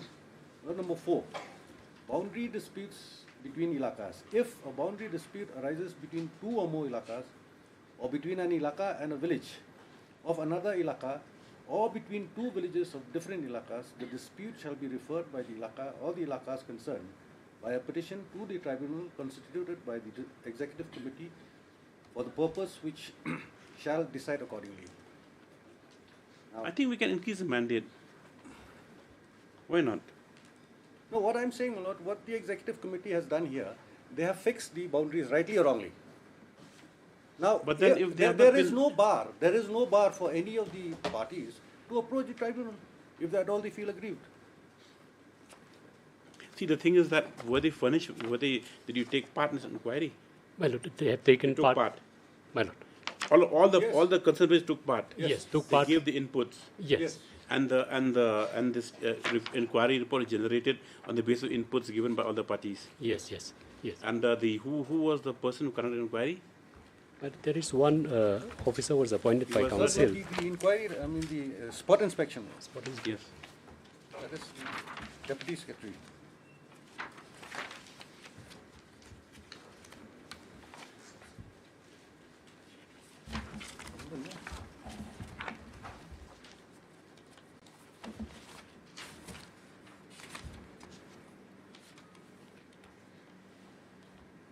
My lord, we come to page 125. It is a letter issued by the Deputy Secretary. The Special Counsel is correct. It was issued by the Deputy Secretary to conduct spot inquiry on 31st October 2023. Page 125 and 26.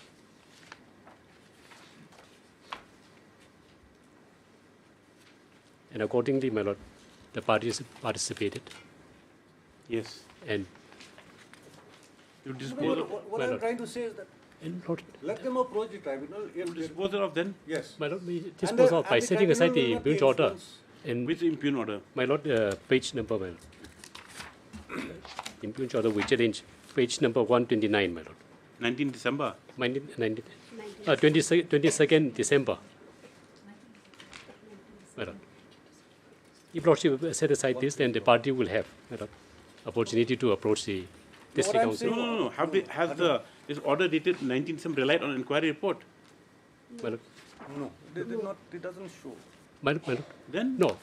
Lordship, the inquiry report of 31st is relied upon by the district council. Lordship, kindly come to page number 185 in the order itself of district council. 185. Sir. The last paragraph, my lord, can see. The last paragraph, my lord. And has been observed at issue number 1 and 2, the villages of Umplai and Wangbu are located below the sunset, and geographically they are separated from Laitu village by the Repa, as this is proven by the inspection conducted by the surveyor of this office on such and such, in which the location of such and such. So, my lord, they relied on the inspection report. And I have a grievance here, limit grievance.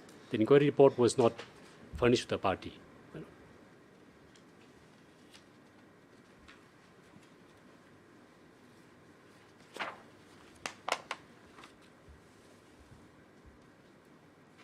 In the last part of the order passed by District Council, my party understood that if they follow this, the dispute between the parties still remain the same, unresolved.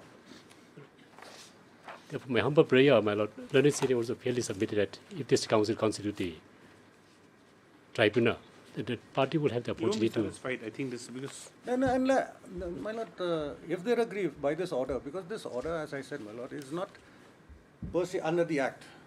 Now they have come before the executive committee, asking the executive committee to please fix the boundaries, not to settle the dispute.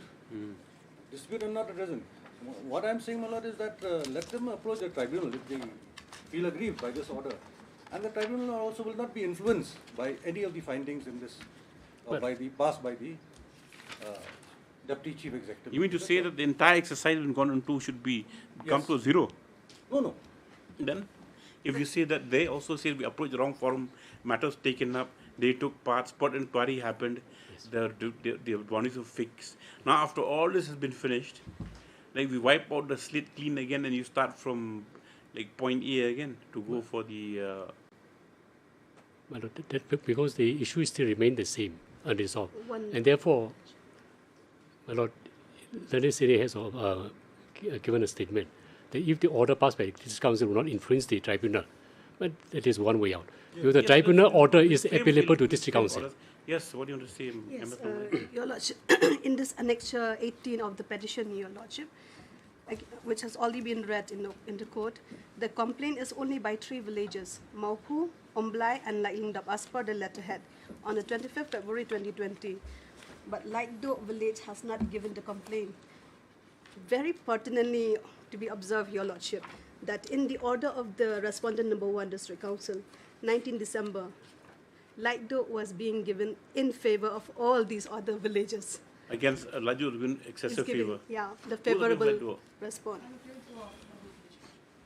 So that's correct. You've been given. Not at all, Lordship. We are losing out right now. So are you happy with that spot inquiry?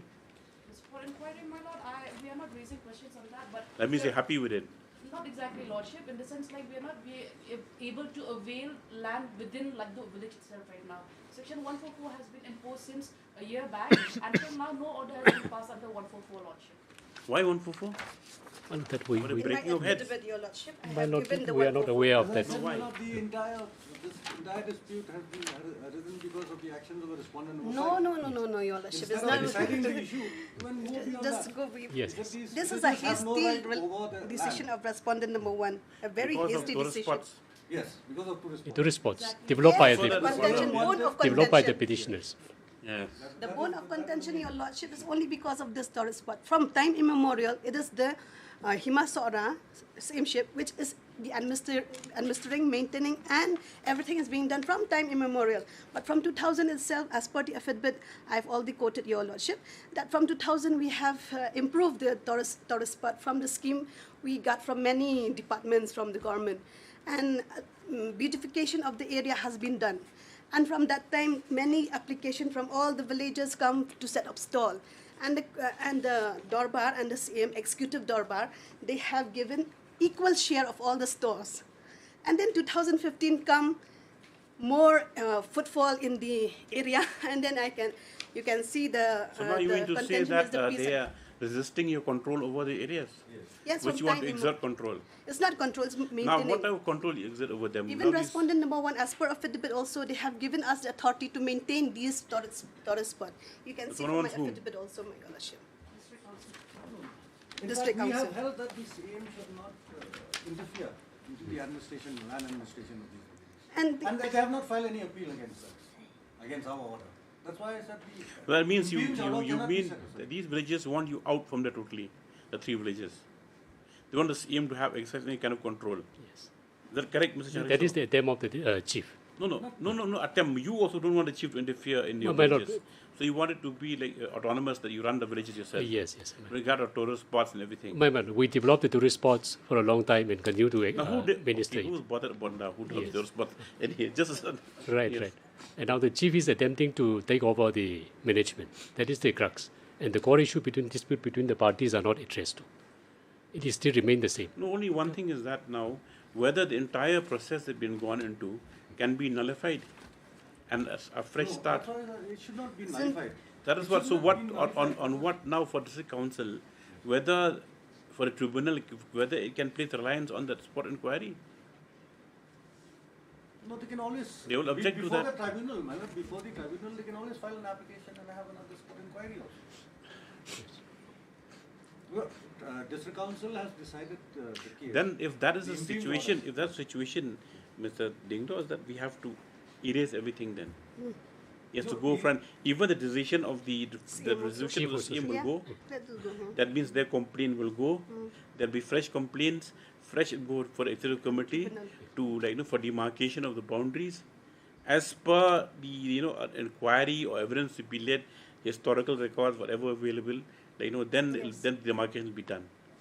Then what will be the kind of control? What is the role of the CM then in those proceedings? Then, my lord, as per the act, then it has to go to the CM, not to the executive. No, it's already gone to the CM, Your Lordship. No, through their order only. This is a very hasty decision of the respondent number 1. Without going through the they have directly given an order from the executive. We get only in March, Your Lordship. I have already informed the court. That is what. So what is your role then after what will happen to you?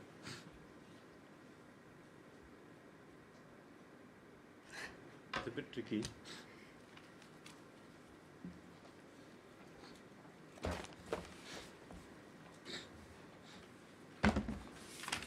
My lord, in section 5. He has decided not only the boundaries of the villages, but also the role of the CM. What is the CM supposed to do? My lord, we will just come to the last page, 187 of the impeached order.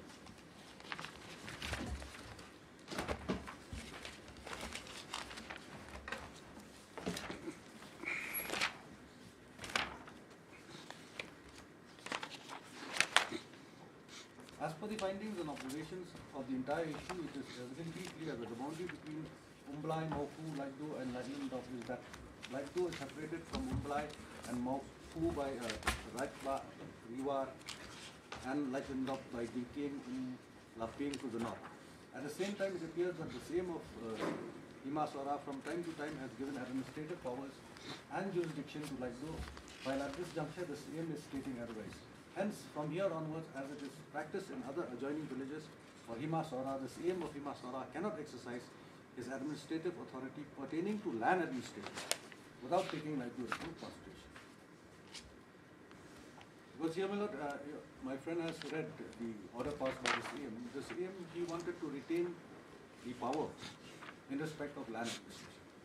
See, now only another consideration is in intervening period now. While the matter pending for tribunal, it might be pending for 1 or 2 years. What will happen to these places then? Who will look after them? There are adjoining villages also are there. Then? 16 villages with Laikdo.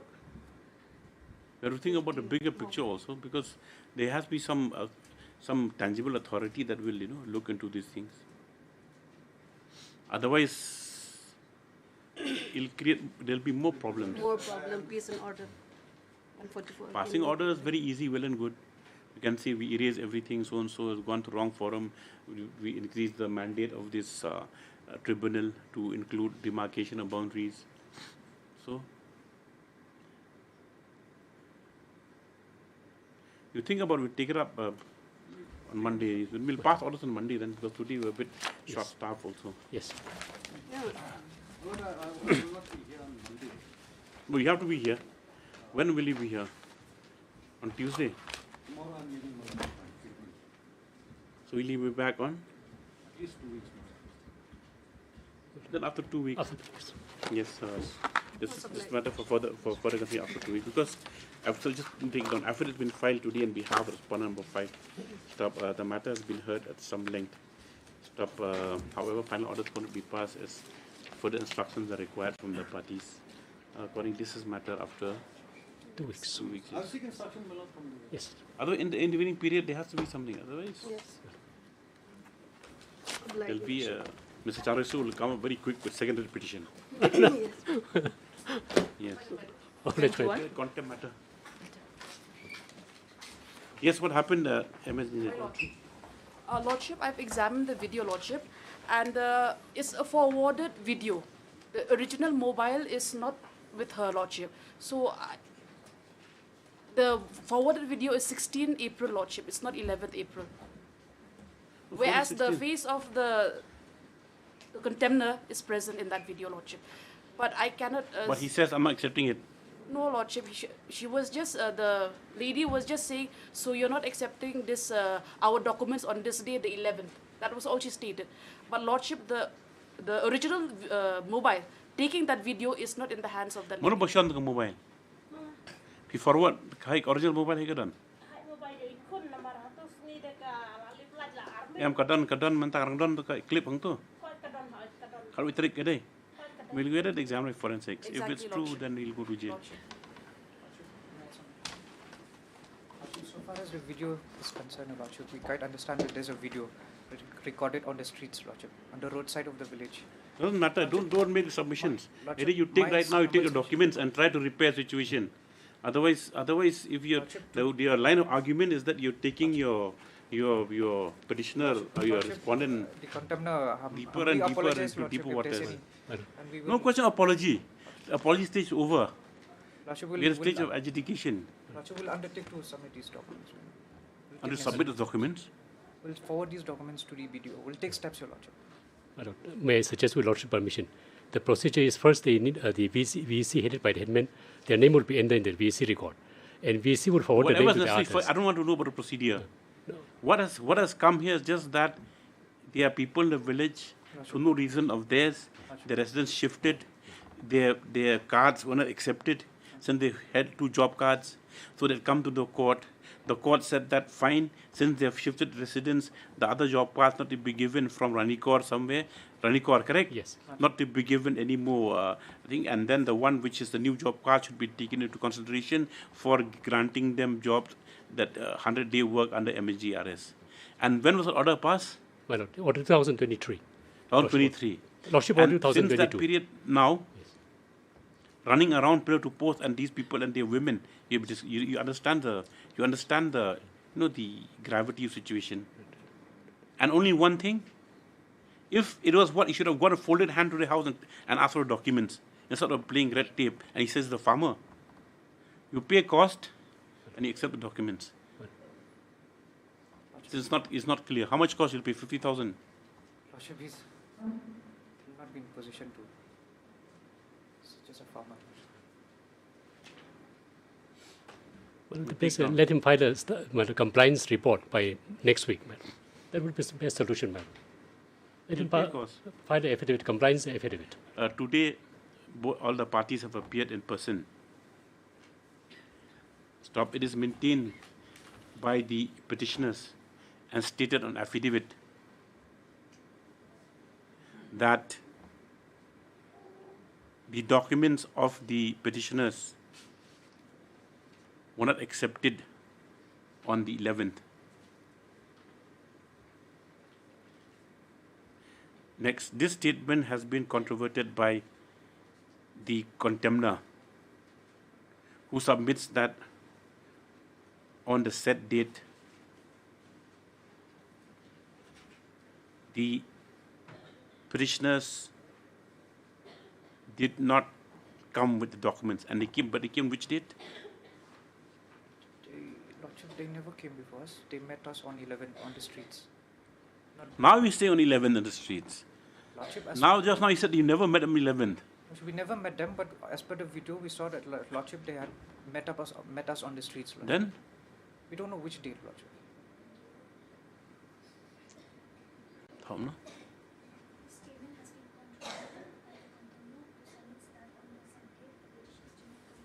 With the required documents.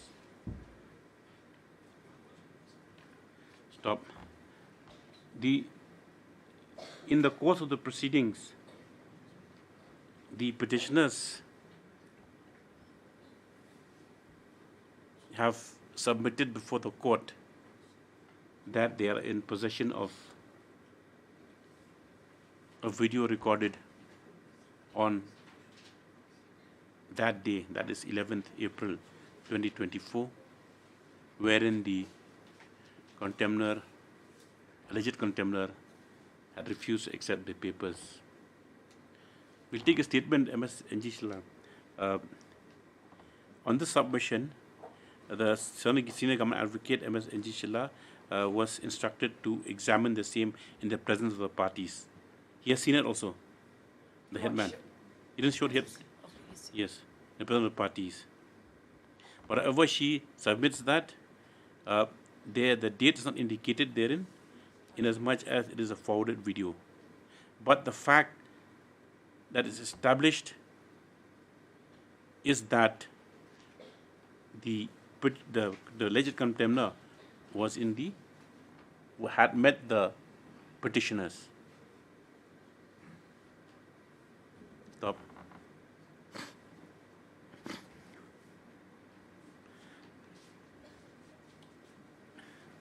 Next paragraph.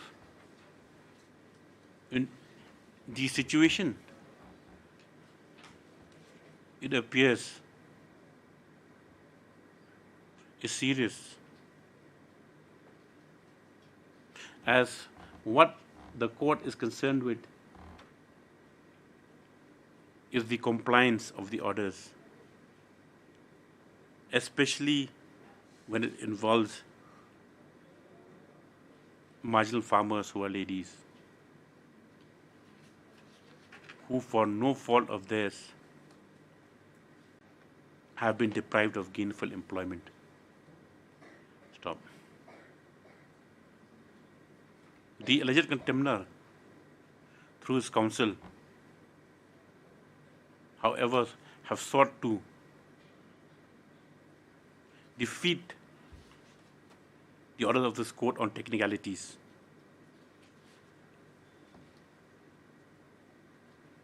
As to authorities to whom the papers have been presented, and also as to the dates on which the same were presented.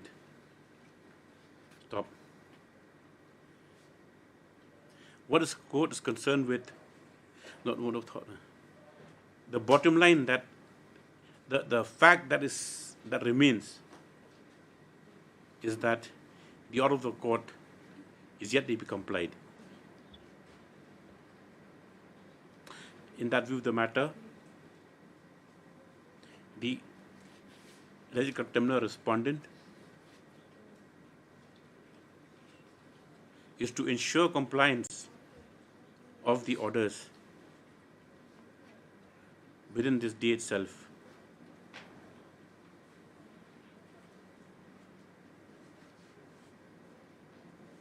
And also to pay a cost of 25,000 rupees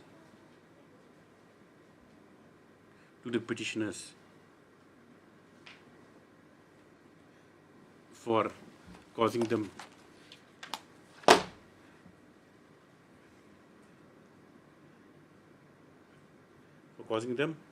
what word should I use? Distress, yes, and deprivation of gainful employment. Stop. Next paragraph. It is understood that in the system of local self-administration and the darbar system and the customary darbar system that operates, the duty of the headman or sardar is to look after the well-being of all citizens and to ensure good governance.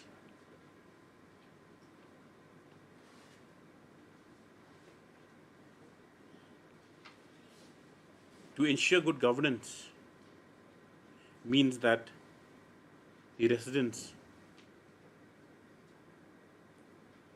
it means that he should try and resolve and assist the villagers to overcome the difficulties instead of creating them. In the instant case, it is very unfortunate to note that over a trivial issue,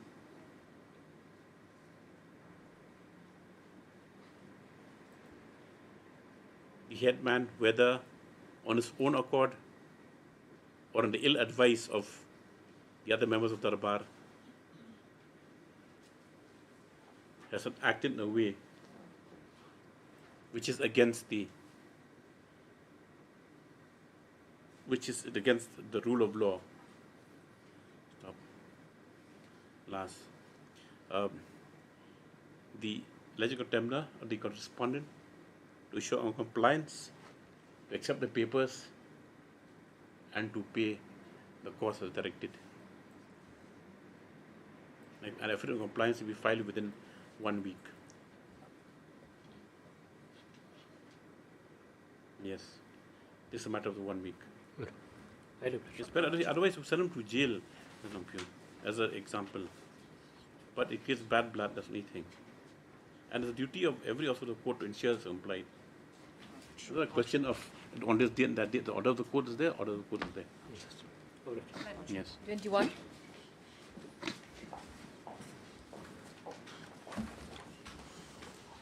Lordship, the affidavit is waited. File. No, it needs some time. Why? Not it needs this. Listener, please hold out further 2 weeks' time for affidavit. This is thereafter. 22. Here, auto consultant. Pak Board to Canadian.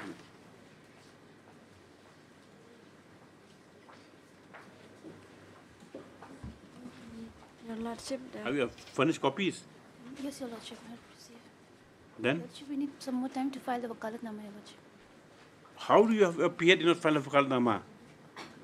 Some Where's MS Panjam? I saw somewhere around. It's Lex, I think, Lordship. On Lex, Your Lordship. Then you can't appear. You have not filed a power. What to do? Just 1 week, Your Lordship. Some personal difficulty. 1 week for with what? For the respondents. who's the person who filed the wakalatnama? But you're engaged for sure. Yes, Your Lordship, because it's This is connected matter after 1 week, yes. Item number 24. On the prayer of the respondent. Yes. Item number 4, Your Lordship. Connected matter. Lordship. Hearing, item 23. What do to you? Yes, where's that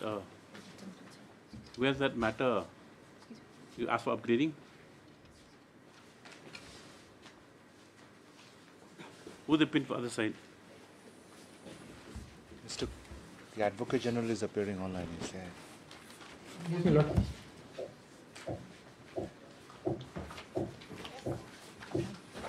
May it please, Your Lordship.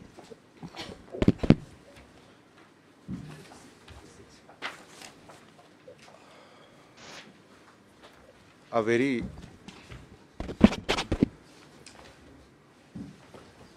before I start, Your Lordship, my apologies. Do not take me amiss while I mention the matter. No, you see, the thing is that all lawyers have their own.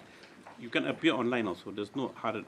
Lordship, since it was a short issue and Your Lordship indicated that it will be heard out physically, so I just came along. That's whatever it is. Yes. But then the counsels, all counsels in the court. I agree. I bow down, Your Lordship. I'll just indicate, Your Lordship, before Your Lordship does not open the papers. There's a short point involved. Lordship, the petitioner is a mobile telecom operator company which has undergone a CIRP in terms of the insolvency and bankruptcy court.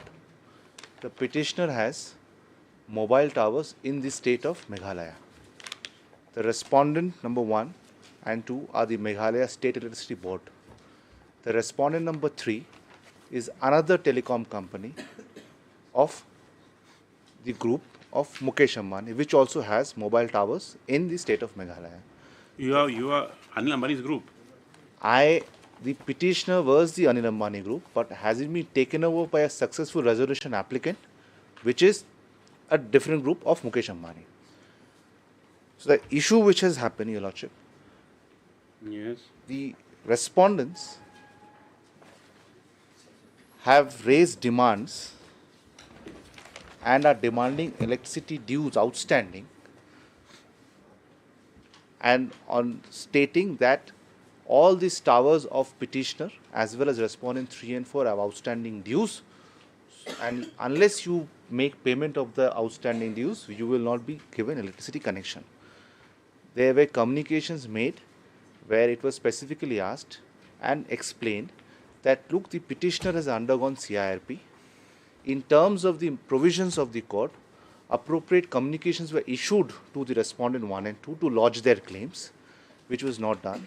And then it was indicated that since the resolution plan has been approved and the effective date of the resolution plan after the resolution applicant taken over is 22nd October 2022, you need to let me know that whether the dues are prior to those effective date, because it is the specific contention of all that any dues payable post 20th December 2022 will be made over and paid, but any dues which are being demanded or claimed prior to that cutoff date stand extinguished in terms of the resolution plan which has been approved binding and having they lodged on any claims.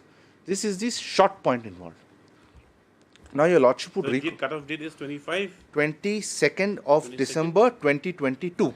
Okay, so after this you're liable. After Before this, that, whatever after it is in because of accordance with law will pay. That means like there's nothing outstanding. Yes, because it stands here.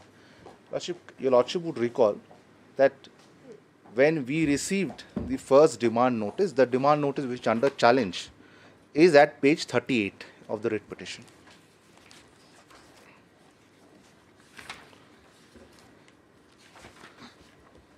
Yes. Because what is happening, the respondent number 2 or the state respondent, it is not considering which is the entity which is having dues. The moment the name Reliance come, it is tagging everybody and said you have to pay dues and to pay. So this was the letter which has come. With reference to the subject cited above, I bring to your kind notice that there are 160 number of mobile towers have a power supply with outstanding electricity due of more than rupees 5,000 and such and such as on 31st May 2023. Further, there are 60 number of mobile towers which are already been disconnected, and the total outstanding dues as on 31st May is 2 crores such and such.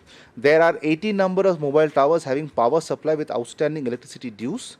The list of live consumers having outstanding dues of more than 5,000, B, disconnected consumer having outstanding dues, and live outstanding dues is appended as and marked as annexure 1, 2, 3. It is requested that you have to pay, otherwise they'll terminate. This was the tenor. Now kindly comes to the list which has been disclosed. One list is at page 39. Your Lordship has that? Yes. This list of Reliance Jio Telecom more than outstanding as on 31st May. Now in all this list, outstanding date is given, but the bill raise date or due date is not provided for. At page 40 is one list. 41 is the list, 42. So this entire list runs up to page 53. Your Lordship, yes, 52. And yes, there. Now, Your Lordship, with this, when we got through, we made a representation. We, as in the petitioner here, made a representation, which is at page 281. I'll come to the point of law and what is the nuance involved, but this is important. In a representation which is at 281, Your Lordship has that. I am not troubling Your Lordship for para 1, para 2. At para 4, we just gave them the history, and it specifically stated that it was admitted to CIRP process, and in accordance, we have provided for and this. So the effective date which I was speaking of, it is at page 282 at paragraph 4, subpara 5. I have provided for everything. Now, Your Lordship, kindly just runs through the letter because that's the same thing. And yes, take the time. 283 I came in. and kindly comes to 285.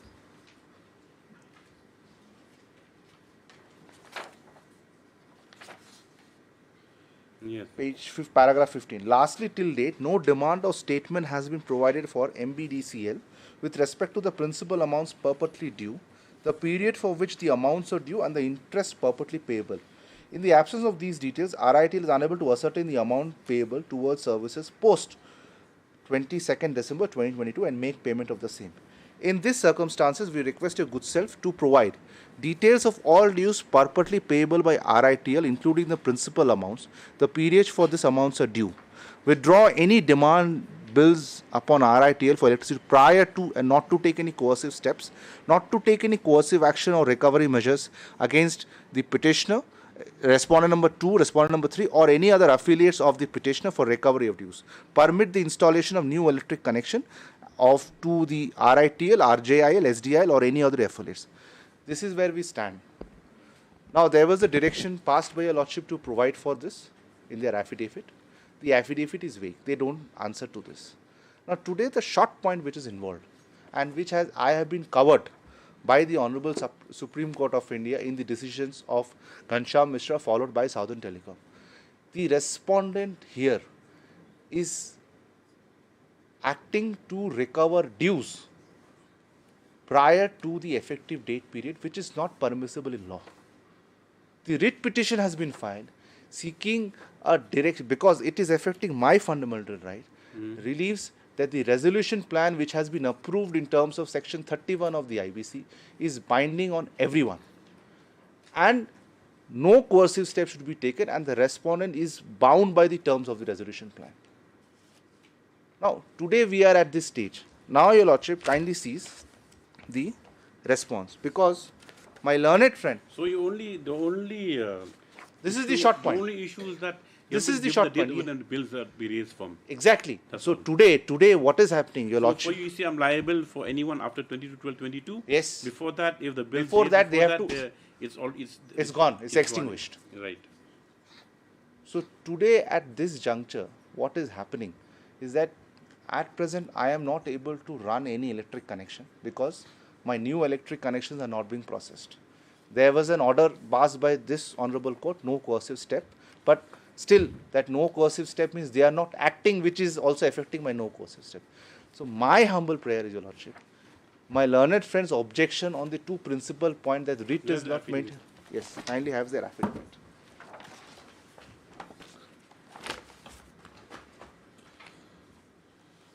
This is the affidavit by respondent number 1, affirmed by one Moonstar Shanklin. 21/9/23. 21/9/23. Right.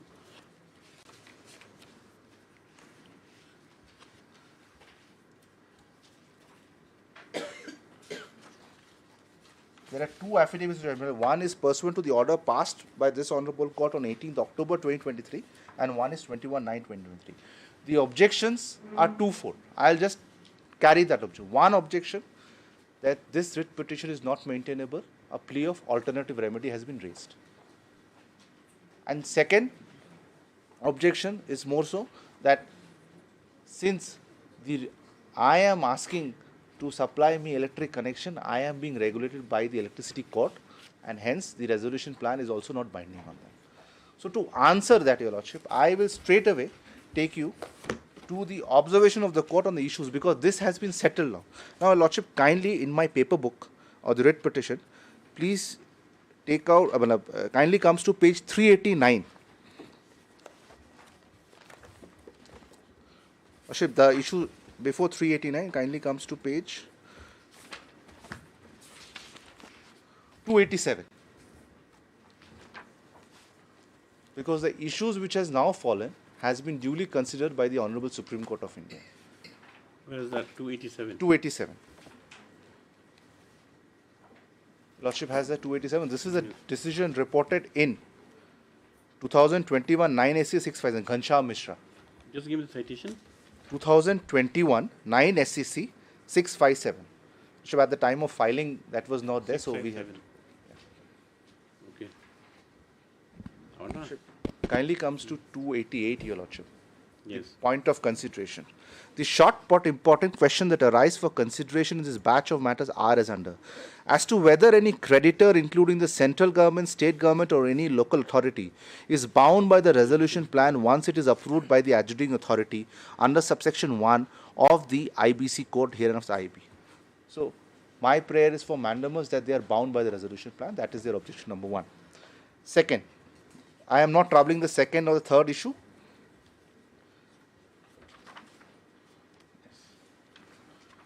Now, Your Lordship, in this matter, there were 5 matters which were considered and heard together. I'll just straight away to each matter wise. This kindly comes to Your Lordship.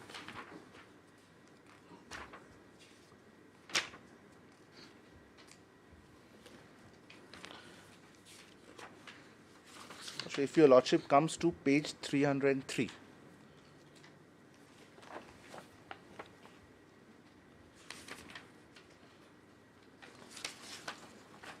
This 303 is a decision which was also in part of this. This was the Ultratech matter, which went to the Supreme Court because it was dismissed on the plea that we have an alternative remedy and that is to be gone there.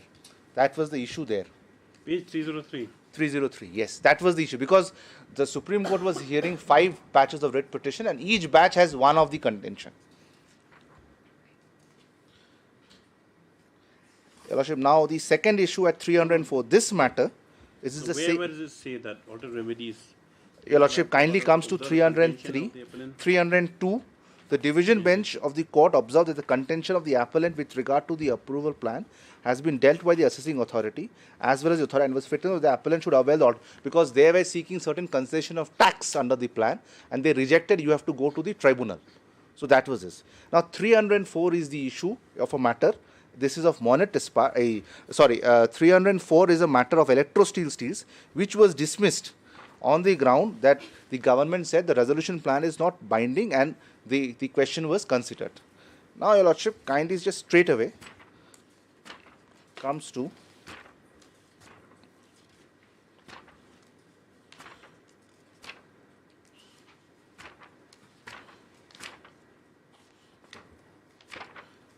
I'm not troubled anywhere. One second, Your Lordship.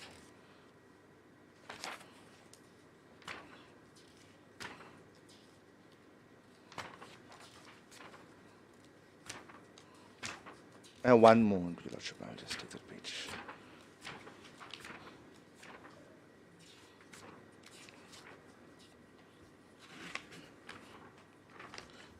Kindly straight away now comes to page 383.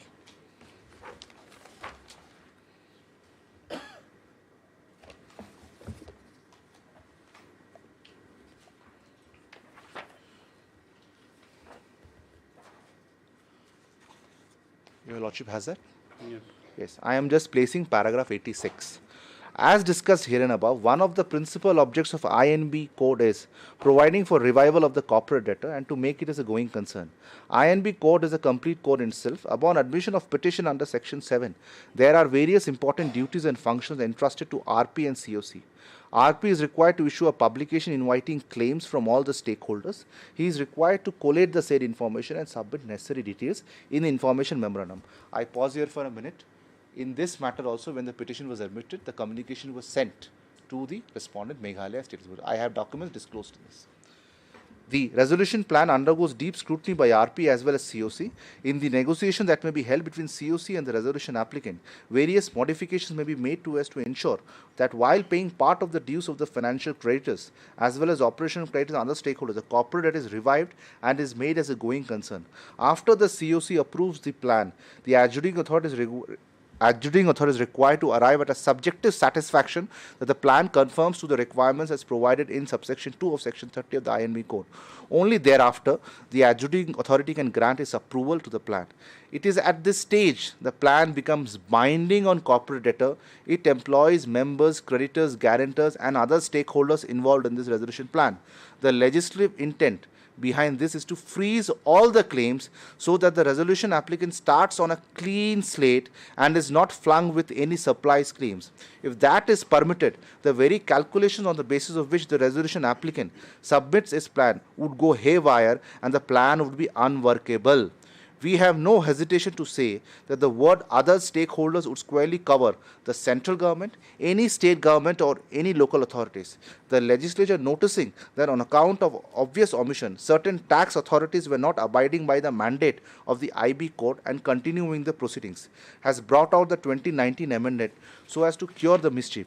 We therefore hold the 2019 amendment is declarative in clarificatory nature and therefore retrospective in operation. There is another reason which pursues us to take up the view. This was para 88, I will not talk about it. Kindly comes to para 91. It is a cardinal principle of law that a statute has to be read as a whole. Harmonious construction of subsection 10 of section 3 of the IB Code, read with such and such, would reveal that even a claim in respect of dues arising under any law for the time being enforced payable to the central government, any state government or any local authority would come within the ambit of the operational debt. The state government or any local authority to whom an operation would come within the ambit of operation as defined under subsection. Consequently, a person to whom a debt is owed under by the definition, such as I am also not there, so kindly just comes to your lordship. Conclusion, 95, page 389.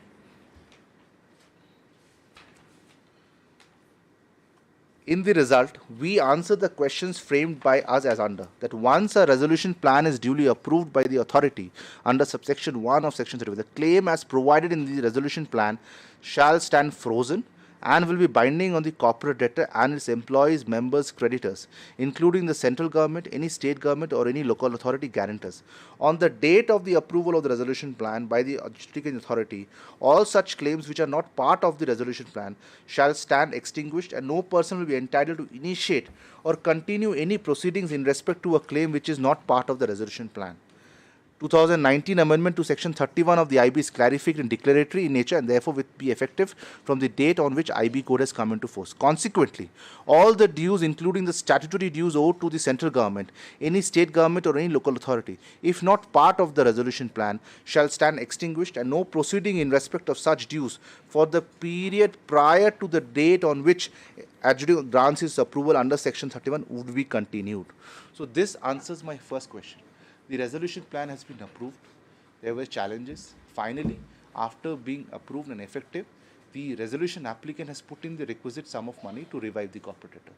Now, today I am being thrust with certain amount of dues and demands. I write to them, you please specify the period from which it is being accumulating. They do not respond. So what happens in these situations, suppose like the unresolved, these outstanding dues, what happens after resolution? Is there any other method of recovering them? No, because what is happening, had it been in the position that they have applied Did they take part in the proceedings at all? No. They have not lodged their claims. So have not lodged their claims, that means they have forfeited the claims, that means? It stands extinguished. Stands extinguished. Because you see, Your Lordship, what happens, even if by they... not taking part in the proceedings, or not laying their claims, the rights stand extinguished. Yes, because the scheme is that assuming anybody who is participating in the resolution process, his claim is to be payable in terms of section 53. There is a waterfall mechanism. So now, once I am being revived and I am being again saddled with the old dues, that is not the object. Right. So, but they were given notice. They were given notices. But they never took part. They never took part. The RP has sent notices to all the electricity boards. But that is the question, because today my question is simple. I am only stating, look, you are not allowing me to carry on my business. You are also not allowing me to carry on other entities on the pretext there are dues. You are not segregating and specify the dues arising out from which date. I am saying a right which has accrued and crystallized in my favor in terms of law. You are now trying to interfere that right and taking coercive steps. Your Lordship, no, I understand that. Only thing is that, Your Lordship, it is one of the harshest reality.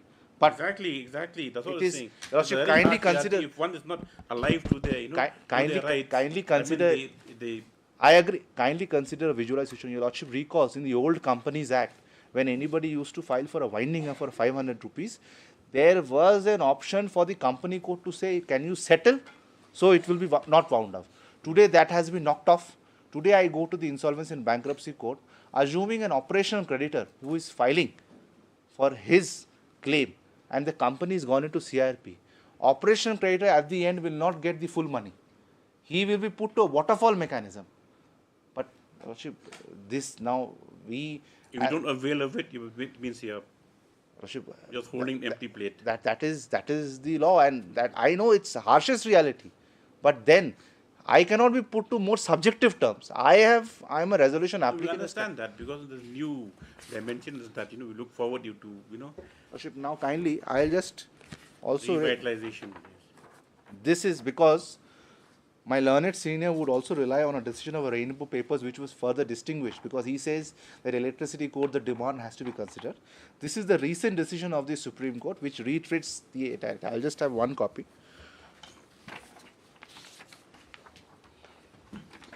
This even answers the question because this matter was carried by the electricity company.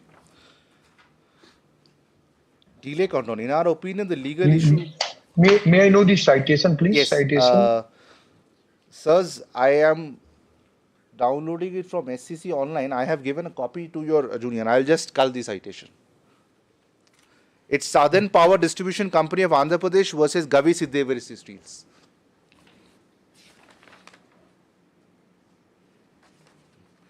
In our opinion, the legal issue is covered by the judgment of this court in Paschimanchal Vidyut Vitran Nigam Limited versus Raman Ispat Private Limited. The appellant Southern Power Distribution Company of Andhra Pradesh cannot insist on payment of areas which have to be paid in terms of the waterfall mechanism for grant of an electricity connection.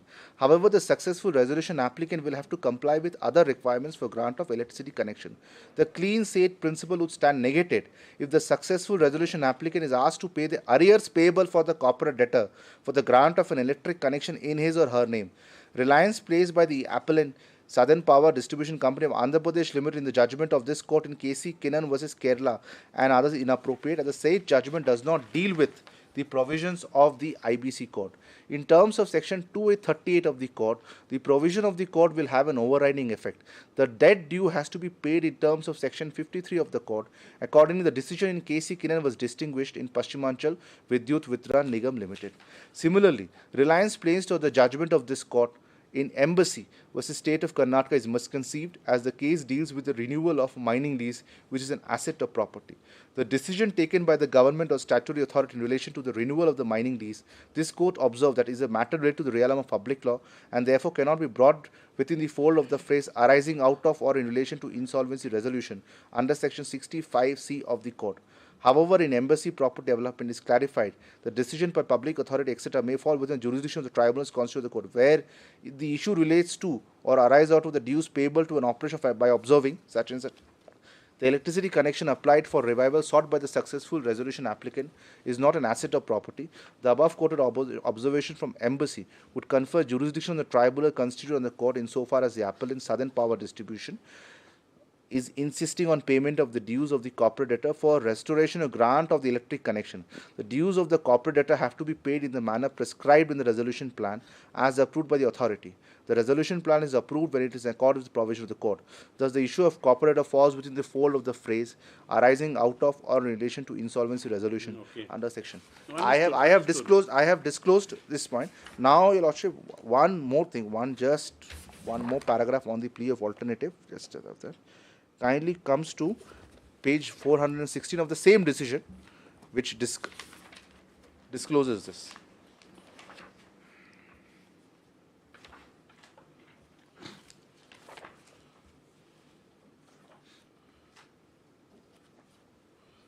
(415), Your Lordship. That's the same decision where it was considering it. Para 128. The main ground raised on behalf of the respondent with regard to the availability of alternative remedy. The second ground raised is since the transfer of date is prior to 2019, amendment to such not applicable this. As 129. As held by this court in catena of cases including such and such, that non-exercise of jurisdiction under Article 226 is a rule of self-restraint.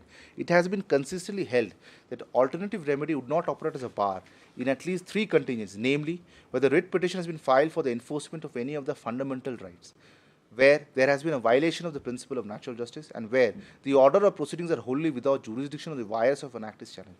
In the foregoing paragraphs, we have held that the amendment is clarificatory degree nature and therefore will have a retrospective operation. As such, when the resolution plan is approved by NCLT, the claims which are not part of the plan shall stand extinguished and the proceedings related thereto shall stand terminated. Since the subject matter of the petition and the proceedings which relates to the claim of the respondent prior to the approval of the plan, in light of the view taken by us, same cannot be continued.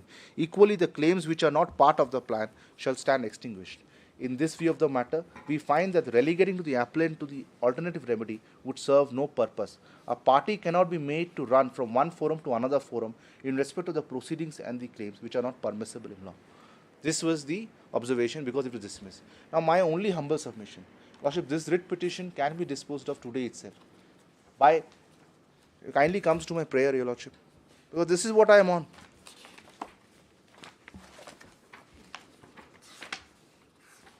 My prayers are page 35.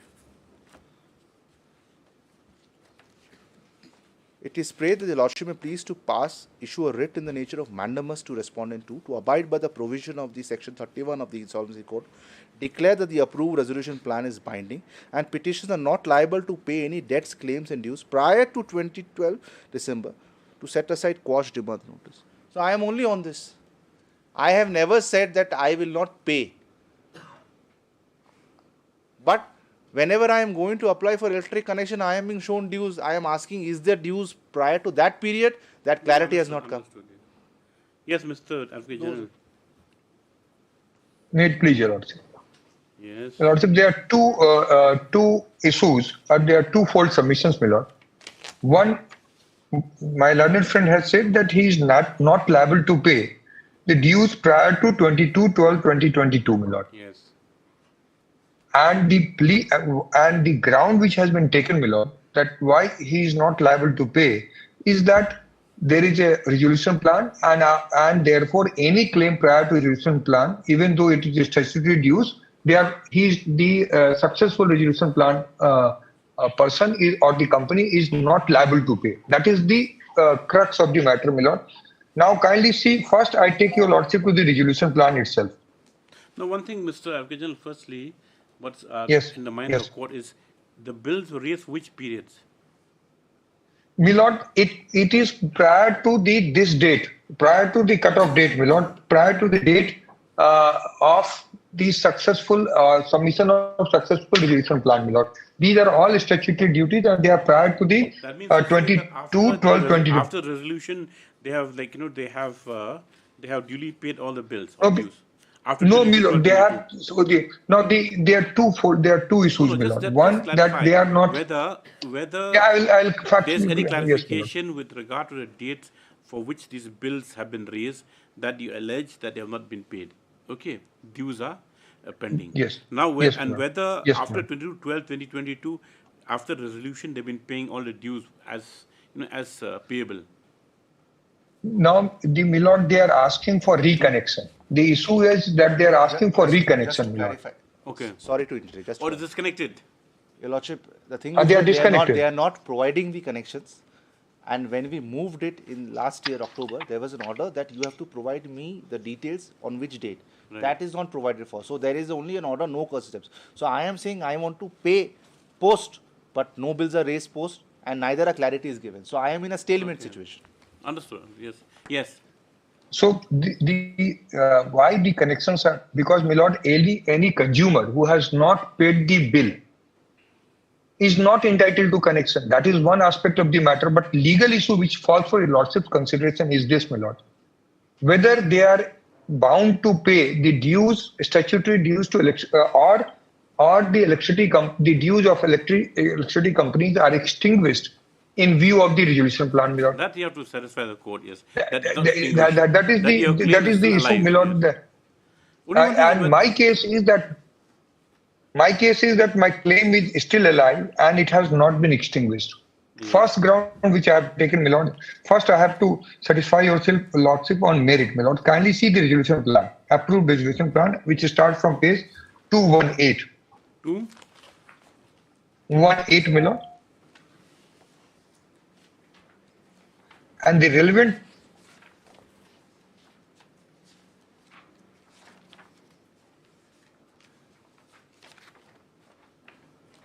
Yes. And the relevant part, my lord, is at page 234, small Roman 3. 1 second.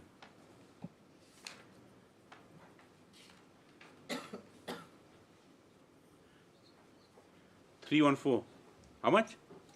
234, my lord, at 235. The order starts at 2, the concluding part of the order, my lord, 234 at 235. Okay. And small Roman 3 at 235, my lord. Yes. The approval of the resolution plan shall not be construed as waiver of any statutory obligation of the corporate debtor and shall be dealt by the appropriate authorities in accordance with law. Any waiver sought in the resolution plan shall be subject to approval of authorities concerned, my lord. So my submission, my lord, based on this resolution plan is Your rights will survive in view of the. my right will this even because the resolution plan has saved the statutory dues and statutory obligation of the corporate debtor. And electricity dues are admittedly statutory dues, my lord. There is no dispute about it. There is no argument on this aspect. That is my first contention. What about this 5? Henceforth, no creditor as well corporate. And no creditor as well can. So this is other than this. This is other than statutory dues, my lord. This is in respect of other than waiver of statutory obligations, my lord. This is a class within a class. What do you say about the judgment, latest one produced by him? Just I will deal with that aspect also, my lord. I will deal with both. I'll reply. I'll reply to this. What wait, let him finish. Let me finish. Let me finish one by one. Then we can. Yes. Have the. So, my lord, my submission is that under this passing of the resolution plan has saved the dues of or dues which are in nature of statutory obligation, and that is saved under 235 small Roman 3. Therefore, they cannot rely on this resolution plan to non-suit my claims. That is my first contention, my lord. Second contention is, my lord, the judgment which my friend has offered. Because I straight away, if your lordship will see the rainbow papers, that judgment is 2020. The judgment rainbow papers, my lord. The citation is there, my lord. 2022 SCC online SCC SC 1162, my lord.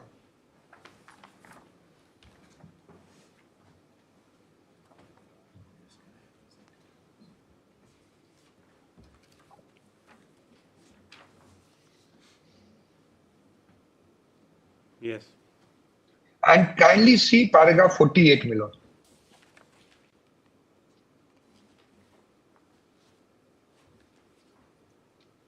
One second. A resolution plan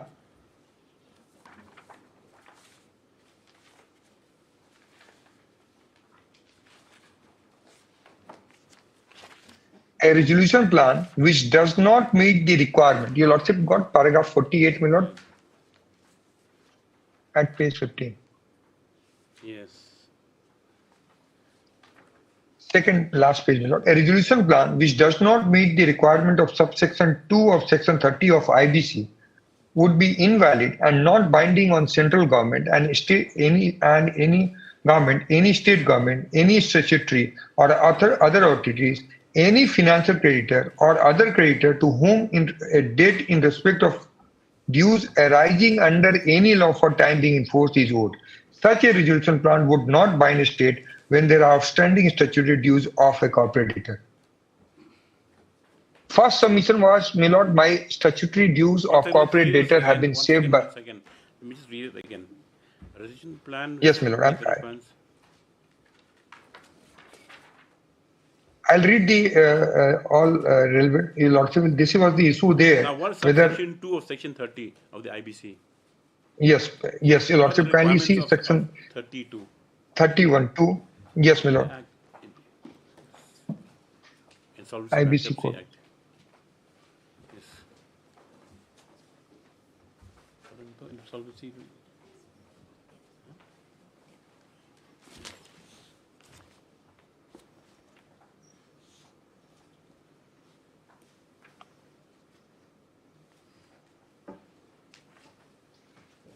Your Lordship can see the 49 also, my Lord, paragraph 49 there. But first, Your Lordship, see kindly IBC code 31(2), my Lord. 32. Where the adjudicating, yes, 31, subclause 2, my Lord. No, 32. Where the adjudicating. Not 31(2). No, Your Lordship, the Subcode 31, plan, subclause 2. meet the requirements of subsection 2, section 30. Submission. Your Lordship, yes, my Lord, sorry.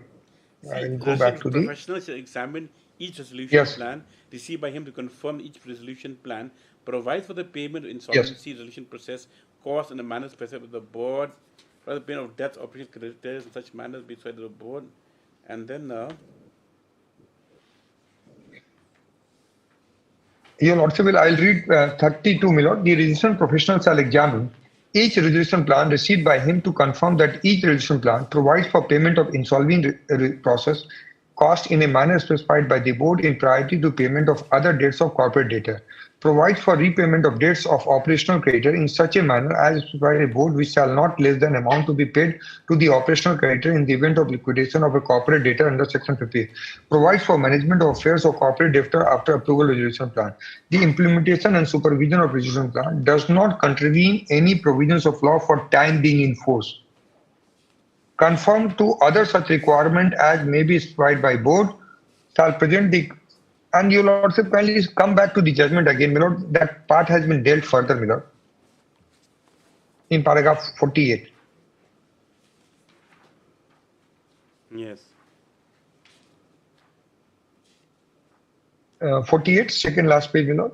A resolution plan which does not, paragraph 48, meet the requirement of subsection 2 of 30 would invalid and not binding on central government, any state government, any statutory other authority, any financial creditor or other creditor to whom in debt respect of dues arising under any law for time being in force is owed. Such a resolution plan would not bind a state when there are outstanding statutory dues of a corporate debtor.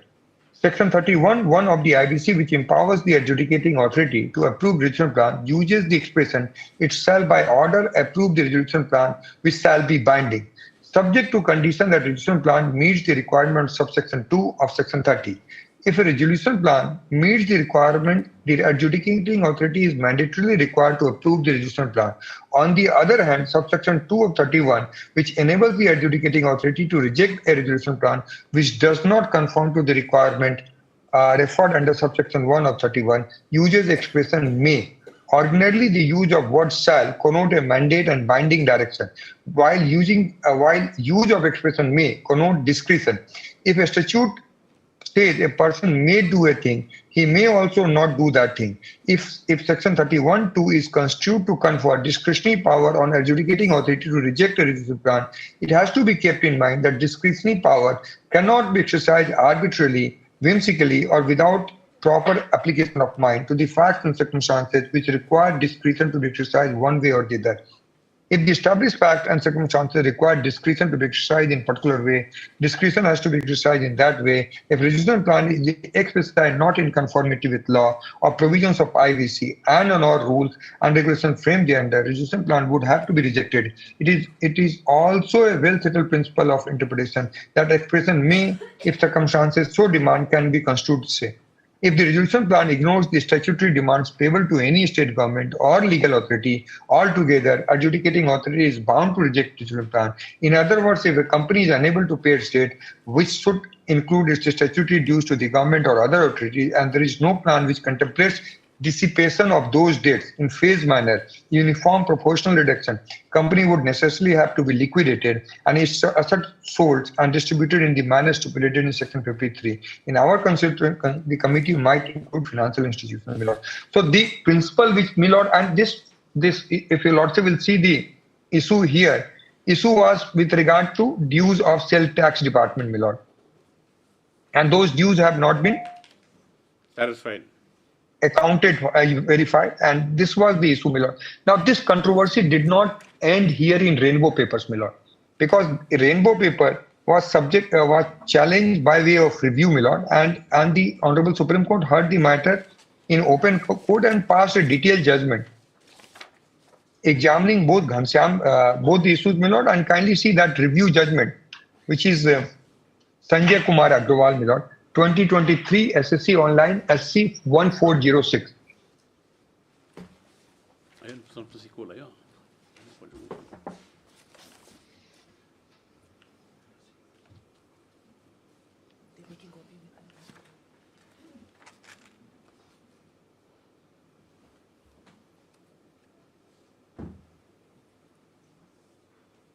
Now, if your lordship will see,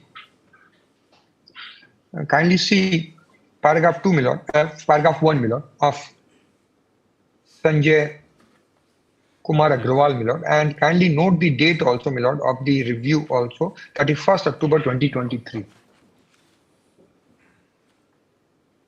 Yes. The batch of 5 review petitions seeks to review the common judgment and order dated passed by the court in civil appeal numbers 1661 of 20 and civil appeal. Both these said appeals were preferred by the state both said appeals were preferred by state tax officers appellant. Civil appeal was preferred by appellant sale tax officer against the respondent Rainbow Papers, being agreed by judgment and order dated passed by National Company Law Appellate Tribunal, dismissing the company's appeal filed by the appellant.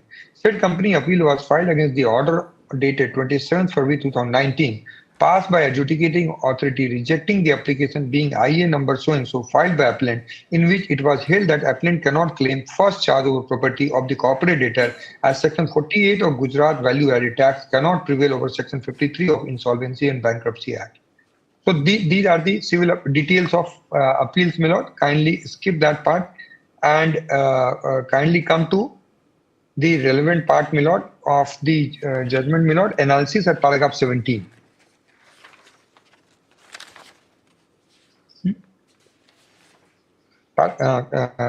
Kindly see 17, my lord. And 19, where, my lord, the paragraph 19, learned senior counsel and learned counsel for the review petitioners. Intervener placed heavy reliance on the observation made by two-judge bench of this court in Paschim Anchal Vidyut Vitran Nigam Limited versus Raman Ispat Private Limited. Delivered on 17 July 2023, submitted that court in the impugned judgment had failed to consider the waterfall mechanism contained in Section 53, as also failed to consider other provisions of IBC. They have relied upon observation made by coordinate bench in the following paragraph. The 49, my lord, Rainbow Paper did not notice the waterfall mechanism under Section 53. The provision had not been adverted to or extracted in the judgment. Further, Rainbow Paper was in the context of a resolution plan and not during liquidation. Section 53, as held earlier, enacts the waterfall mechanism providing for hierarchy or priority of claims of various classes of creditors. Careful design of Section 53 locates amounts payable to secured creditor and workman at the second place after the cost and expenses of liquidator payable during the liquidation proceeding. However, the dues payable to the government are placed much below those of secured creditors and even unsecured and operational creditors. This design was either not brought to the notice of the court in Rainbow Papers or was missed altogether. In any event, judgment has not taken note of the provisions of IC which treat the dues payable to secured creditor as higher footing than dues payable to central or state government. Taking recourse to the said observation made by a coordinate bench, learned counsel for the review petitioner have urged to review the impugned judgment. The said submission of the learned counsel for review petitioner deserves to be outrightly rejected for the simple reason that any passing reference of the impugned judgment made by a bench of equal strength could not be ground of review. It is well settled provision of law that coordinate bench cannot comment upon this discretion exercise or judgment rendered by another coordinate bench of the same strength. If a bench does not accept as correct the decision on a question of law of another bench of equal strength, the only proper course to adopt would be refer the matter to a larger bench for authoritative decision. Otherwise, law would be thrown into a state of uncertainty by reasons of conflicting decisions, my lord. And then after citing all these judgments, my lord, paragraph 24, my lord.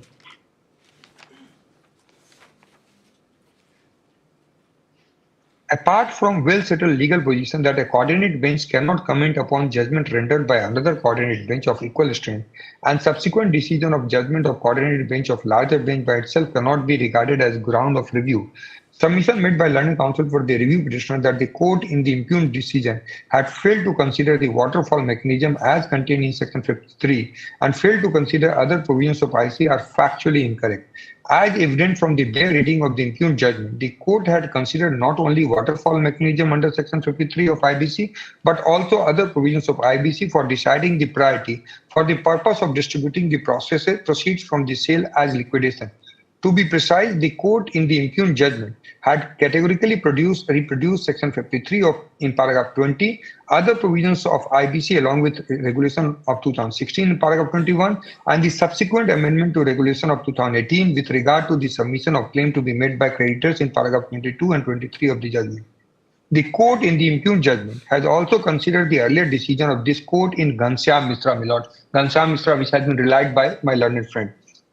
Ghanshyam Misra versus Edelweiss Reconstruction Limited through the director in paragraph 42, the decision in the case of Ibix Singapore Private Limited versus Committee of Creditor in paragraph 47, and thereafter observed as under a resolution plan which does not meet the requirement of subsection 2 and section 30 of IBC would be invalid and not binding on central government, any state government, any statutory or authority, any financial creditor or any creditor to whom debt in respect of dues arising under any law for time being enforced is owed.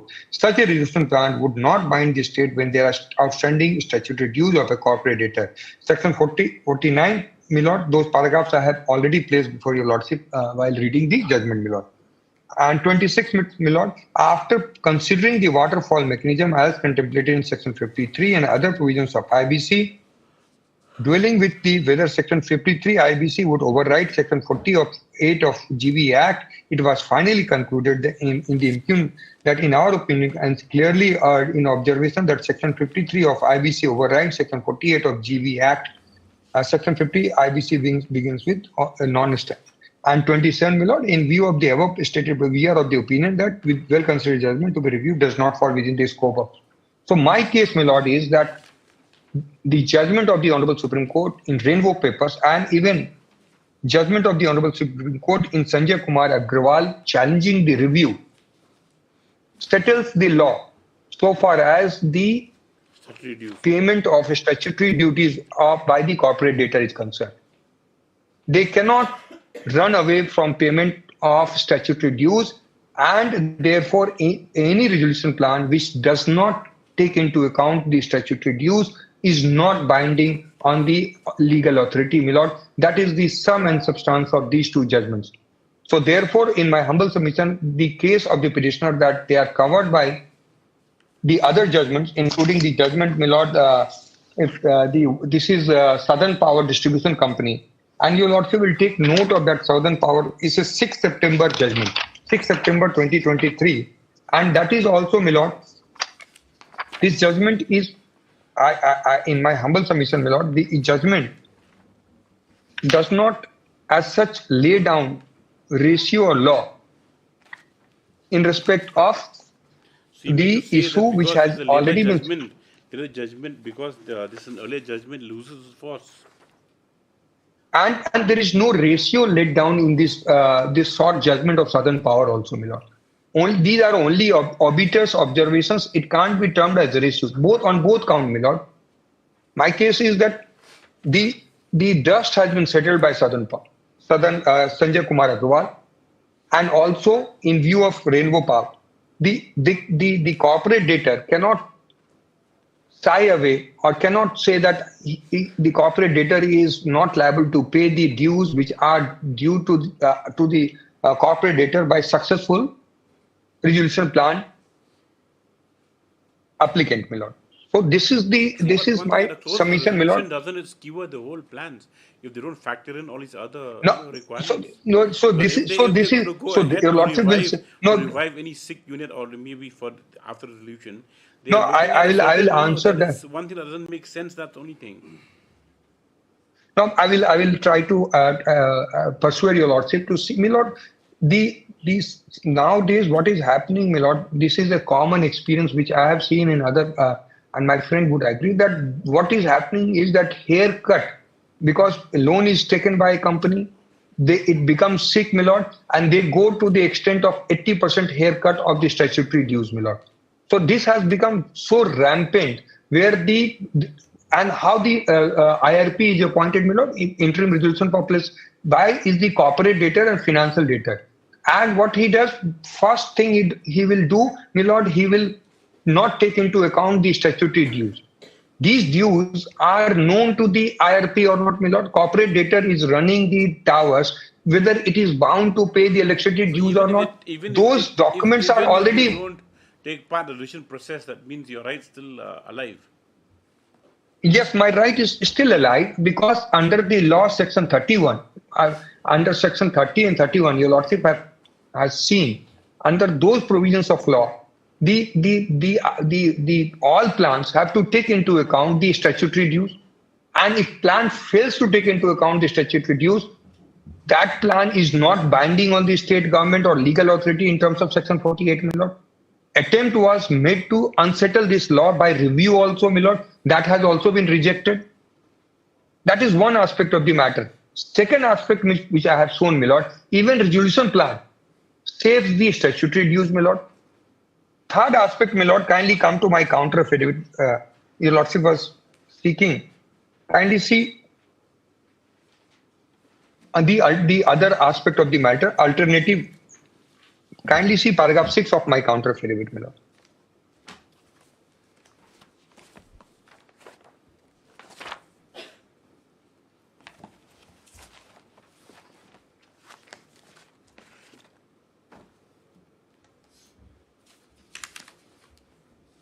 Paragraph 6. Paragraph 6, my lord. Paragraph 6. Okay. Without prejudice to the. Yes, my lord. Kindly see. Yes. It says the petitioner has alternative efficacious remedy in as much as section 65C of the Insolvency Code provides any question of priorities or any question of law or facts arising out of or in relation to insolvency resolution or liquidation proceeding of corporate data or corporate data under this code. So 60, you'll also kindly see the now IBC code side by side, my lord. Yes. 65. Now 60, yes, my lord.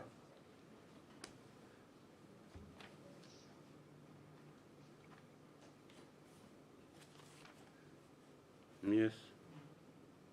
The 60, your lordship will first 60, my lord. Yes. 61, adjudicating authority in relation to insolvency resolution and liquidation for corporate persons, including corporate debtors and personal guarantors thereof, shall be National Company Law Tribunal and having territorial jurisdiction over the place where the registered office of corporate persona is located. Without prejudice to subsection and notwithstanding anything to the contrary contained in this code, where corporate insolvency resolution process or liquidation proceeding or corporate debtor is pending before National Law Tribunal, an application relating to insolvency resolution or bankruptcy or personal guarantor of such corporate shall be filed before such National Company Law Tribunal. 3. An insolvency resolution process or bankruptcy proceeding of a personal guarantor of a corporate debtor pending in any court, my lord, may omit this part and kindly see 5, my lord. Yes. Notwithstanding anything to the contrary contained in any other law for time being enforced, the National Company Law Tribunal shall have jurisdiction to entertain or dispose of any claim made by or against debtor or persons, including claims or against any of subsidiaries situated, and, my lord, any question of priorities or any question of law fact arising out of or in relation to insolvency resolution or liquidation proceeding of the corporate debtor or corporate person under the code. So the regime is already set, my lord, under IBC, my lord, and that remedy, alternative remedy is there with regard to interpretation of resolution plan, my lord, because resolution plan, according to me, bars the claim of the case of the petitioner, in as much as it clearly says that the all statutory duties payable to are not waived, payable to the state government are not waived, my lord. Yes. And kindly see 63 side by, my lord. 63, my lord. Civil Code. Because civil court may not answer, because that is why the purpose of the entire exercise was that the IBC is a complete code. That the? And IBC is a complete code. Okay. And remedies are set out and provided in the code itself, my lord. We'll continue with. So read with. Yes. Yes, my lord.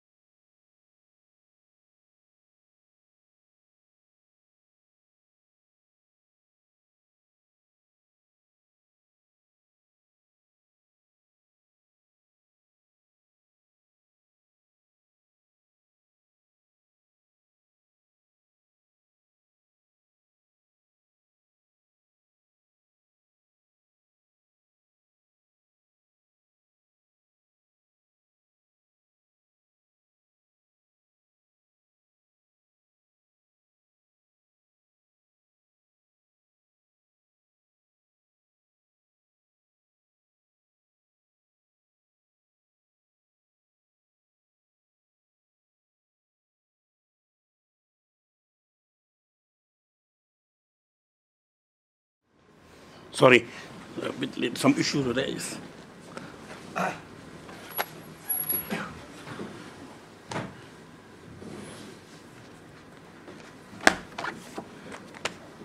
Yes, where were we? 65. Yes, my lord. On 65, complete code, my lord. 65, okay. Yes. 65, the complete code, my lord, which I have shown from IBC.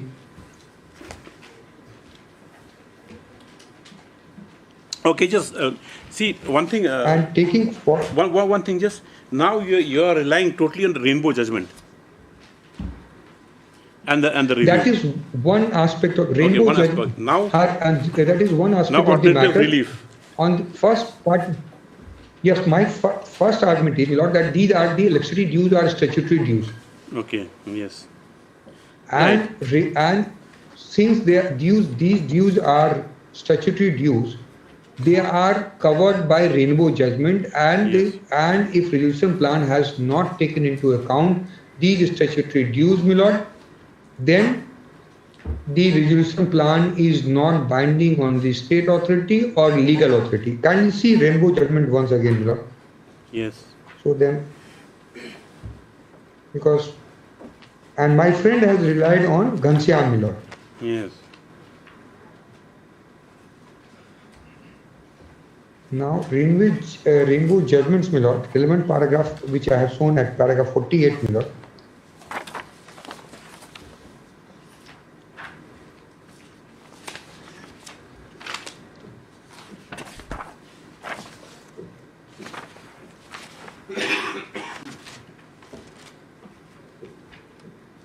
Yes. That won't be binding. That point. Yeah, does not.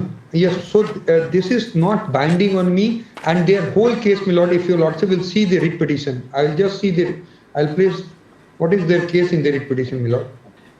Yes. The grounds your lordship will see at page.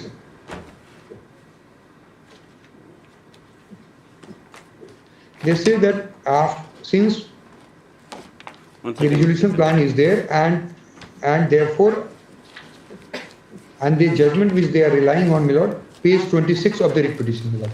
No, let's come to the writ petition. Page 26, grounds. Yes.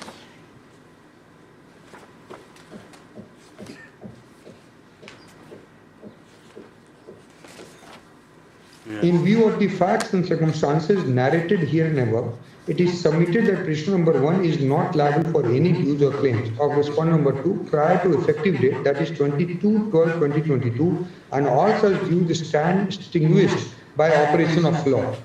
Consequently, the impugned actions are contrary to 14, 19 and 21 are liable to be quashed and set aside. So their whole case is, my lord, that there is a resolution plan. That resolution plan is having waterfall. And you had a opportunity to submit your claims. You didn't submit your claims, and so yes. So you have waived your right. And you did not submit the claim, so you have no right. Yes. And my lord, a series of judgments are there declaring the dues, electricity dues are statutory dues, my lord. And first judgment, my lord, on this line of authority, my lord, I cite, my lord, is judgment of the Honorable Supreme Court in Telangana State Southern Power Distribution Company Limited versus Sri Sigdha 2026 SEC 404. 2026 SEC. Yes. My lord, kindly see para 1 first, my lord. Yes. Respondent is an auction purchaser. Yes. Respondent is an auction purchaser of a unit owned by Mrs. SB Beverages Private Limited, which failed to pay its dues, resulting in auction by syndicate bank under the Securitization and Reconstruction of Financial Assets and Enforcement of Securities Interest Act 2002. The moot point of law which arises for consideration is whether the liability towards the previous electricity dues of the last owner could be merged on the respondent. Yes. And then you'll also kindly see paragraph 8. A writ was filed by respondent. Paragraph 8, Milord. Yes. A writ was filed by respondent before the High Court of Telangana and Andhra Pradesh seeking quashing of these demands, predicated on a reasoning that a subsequent procedure, the respondent was not responsible for the dues of earlier owner, and in this we have relied upon the judgment of this court in Assam Rifles versus Bihar SEB and Southern Power Distribution Company Telangana versus Gopal Agrawal. Reliance on these judgment persuaded the London single judge to issue direction quashing the demand of the appellant one. The appeal filed by division bench against this order was also dismissed on 30th April 2015. Now you also will kindly see paragraph 10.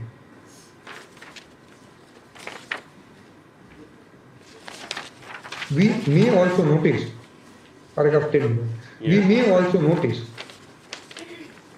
that there have been subsequent judicial pronouncement dealing with this aspect of electricity dues. A three-judge bench of this court has held that dues under the terms and conditions of supply partake the character of statutory dues, Hyderabad Vanspati versus AP's SEB. Mere fact that agreements were entered into with every consumer only serve the purpose of bringing to the notice of consumer the terms and conditions of supply, but did not make dues purely contractual in character. We draw strength from the observation of this court in Dakshin Haryana Bijli Vitran Nigam Limited versus Paramount Polymers Private Limited, where there was a similarity as in the present case of a specific clause dealing with electricity dues.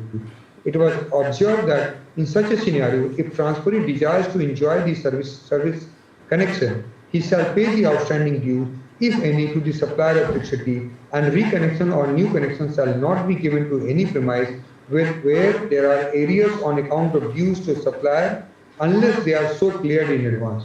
We may also notice that auction purchaser bidding in as is where is basis, whatever is without recourse basis, the respondent would have inspected the premises, made inquiries about the dues in all respects. The fact of the present case, as in the judgment, are more explicit in the character, as there is a specific mention of quantification of dues of various accounts, including city dues. The respondent was thus clearly put to notice in that. Same view in case of similar case clause have been taken in Paschimachal Vidyut Vitran Nigam Limited versus DVS State. It has been further observed that if any statutory rules govern the conditions relating to sanction of connection or supply of electricity, distributor can insist upon fulfillment of the requirement of such rules and regulations, so long as such rules and regulations or the terms and conditions are not arbitrary and unreasonable. A condition for clearance of dues cannot per se termed as unreasonable or arbitrary. 14. We may notice a slightly contra view in Haryana SEB versus Hanuman Rice Bill. In a given scenario where the pendency of electricity dues was not mentioned in terms and conditions of sale, it was held that those facts dues could not be merged on the subsequent transfer. We may notice that NESO versus Raghunath Paper Limited, a distinction was made between a connection sought to be obtained for the first time and reconnection. In that case, no application has been made for transfer of service connection from previous owner to the auction purchaser, but in fact, a fresh connection was requested. In the light of regulations herein, previous dues had to be cleared only in the cases of reconnection. Hence, the respondent were held to be free from electricity liability. This court in Southern Power Distribution Company versus Telangana found the facts were similar to NESO case and thus followed this thing. We have gone into the aforesaid judgment as it was asked before us, and there is some ambiguity on the aspects of liability of dues on the past owner who had obtained the connection.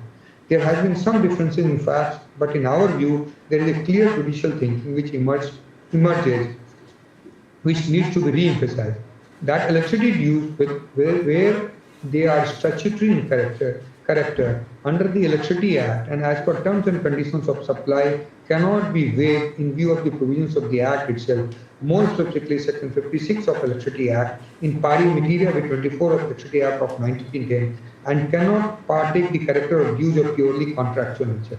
Where, as in the case of e-auction, Milord, so 16.1 is, Milord, very clear and categorical and unequivocal, Milord, And then, my lord, there is a recent judgment of the Honorable Supreme Court, 3 judges bench judgment also, my lord, that is KC 9 versus Kerala State Electricity Board on this aspect, my lord. Okay. 2023 SSC Online SC 663. This judgment was rendered on 19th May, my lord. Kindly see the paragraph 1 first, my lord. Paragraph 1 of the judgment. Yes. You've given the citations to the petitioner? Yes, my lord. We are giving. We have been giving all the copies.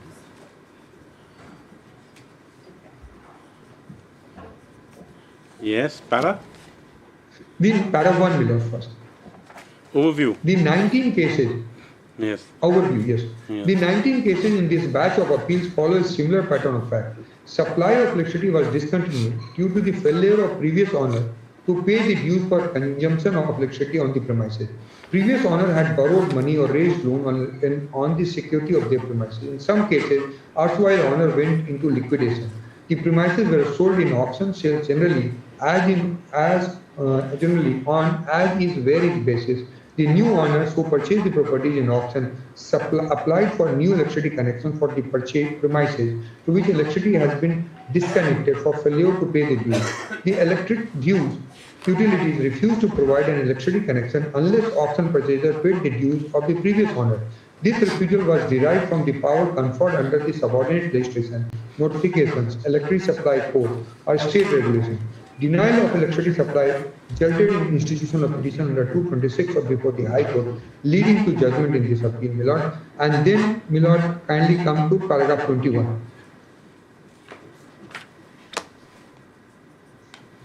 Yes. 21. Yes. Paschimanchal Vidyut Vitran Nigam Limited, my lord, that is Yes. 21. Paschimanchal. Yes, Paschimanchal, my lord. This court observed that licensee or distributor can insist upon fulfillment of statutory rules, regulations on the condition of the supply so long as they are not arbitrary and unreasonable. It was further held the condition of supply mandating the claims of electricity dues of previous owner by a new purchaser before electricity supply is restored or new correction is given cannot be termed as unreasonable. The position 22, the position of law as formulated in Paramount Polymers, Paschimanchal Supra, has been consistently followed by this court in ensuing decision. Recently in Telangana versus Beverages, this court has reiterated, my lord, I have read that part in the judgment, my lord. And then you also will find the issues at 24. Yes. Whether the universal service obligation under section 43 of the 2003 Act is linked to the premises to which connection is sought, whether connection of electricity supply sought by an auction purchaser comprises reconnection or fresh connection, whether the power to recover areas of the previous owner or occupied from auction purchaser or the premises falls within the regulatory regime of 2003 Act, whether the power to enable recovery of areas previous owners occupied from auction purchaser can be provided through subordinate legislation by State Commission, and whether 1910 Act, 1940 Act and 2003 Act have expressed provision enabling the creation of charge or encumbrance over the premises, whether a statutory bar on recovery of electricity dues after in limitation of 2 years under 52 will have an implication on civil remedies of electricity duties. What is the implication of auction sale as is there? Milord, after dealing with all these aspects, Milord, kindly see 43, Milord. When? 43? Paragraph 43, Milord. Thus, duty to supply electricity under 43 section 43 is not absolute and is subject to 43 Milord. But page is 21 and is subject to such charges and compliances stipulated by distribution licensee as part of the application, Milord. And 78, Milord, is the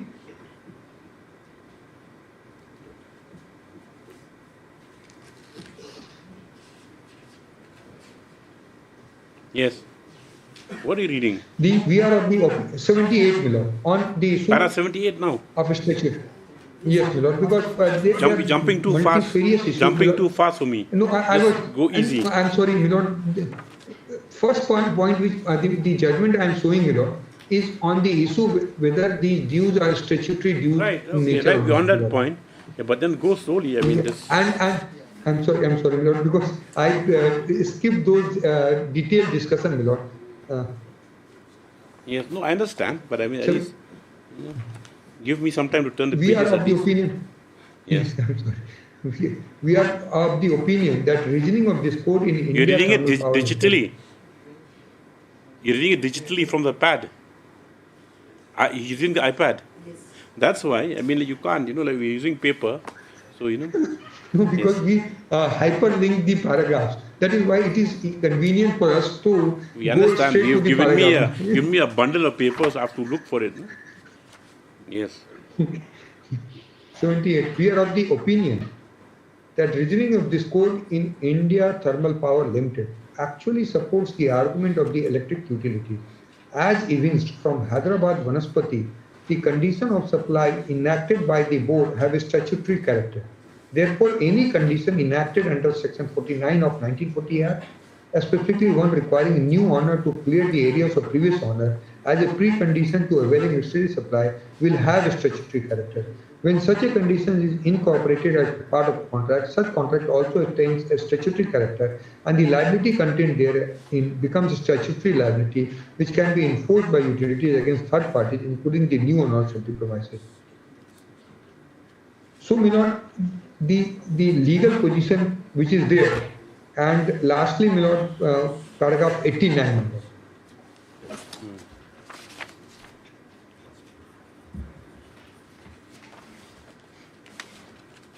Paragraph 89.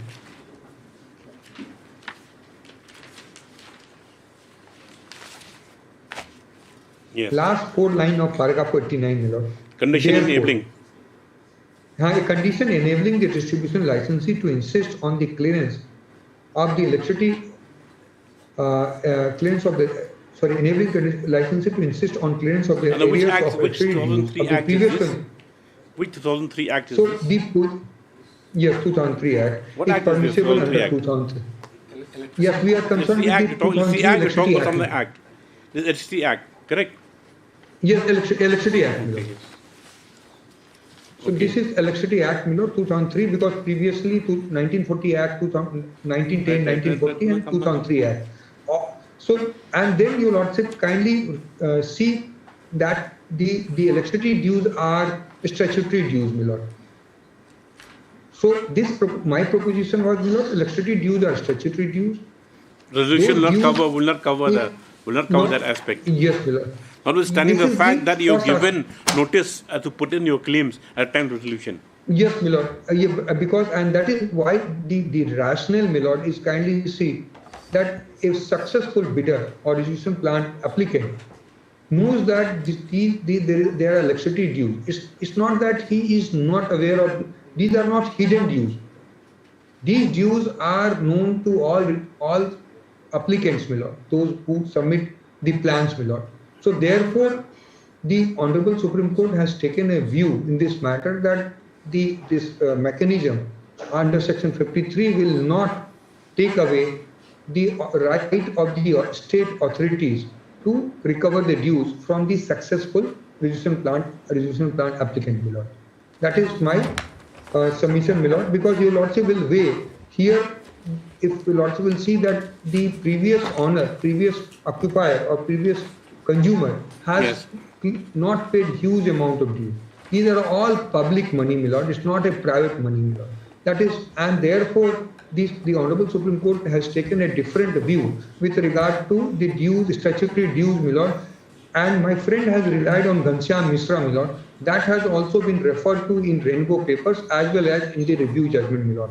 So therefore, that judgment is per se not applicable, my lord. And so far as Southern Power Distribution is concerned, my lord, the Southern Power judgment, my lord, is the order is of only September 2023, and it has not taken note of, my lord, the Rainbow Papers as well as, my lord, the review judgment which was passed subsequently, my lord. So therefore, it could not have taken the review judgment in Sanjay Agrawal, my lord, 2023. This judgment of 2023, my lord, Sanjay Kumar Agrawal, my lord, which was rendered on. This is one aspect of the matter, my lord. This was rendered on 31st October 2023. Review judgment, my lord. Third aspect is, my lord, I have first, my lord, resolution plan saves the statutory dues itself, my lord. Your lordship has seen the plan, my lord. That resolution plan saves the statutory dues. That your lordship has seen at 234. Second is, my lord, even assuming that resolution plan has not saved the statutory dues, then also by virtue of the law laid down by the Honorable Supreme Court on the reading of IBC code and statutory duties, the successful resolution plan applicant is liable to clear the dues, my lord. Third submission is, my lord, that IBC is a complete code, my lord, and the alternative remedy is available to the petitioner for interpretation or for clarification of plan, my lord, whether the statutory dues are covered or not, my lord. Fourth submission, my lord, is so therefore alternative efficacious remedy is there, and there are dispute question of fact with regard to dues of the petitioner and number 3 and 4. My lord, now I am coming back to the disputed question of fact, my lord. Can you see the petition, my lord? Yes. There are two aspects of the petition, my lord. Now you first, the description of party. I think you fix your audio. Oh, what happened? Waterfall effect. See? Sorry.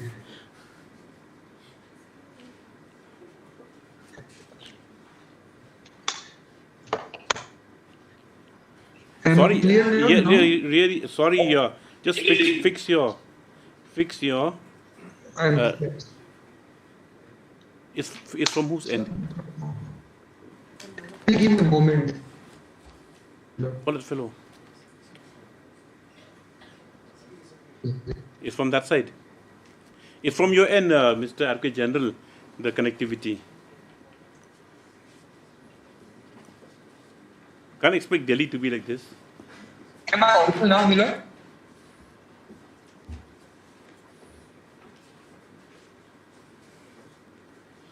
You switch off the system, switch it back on again.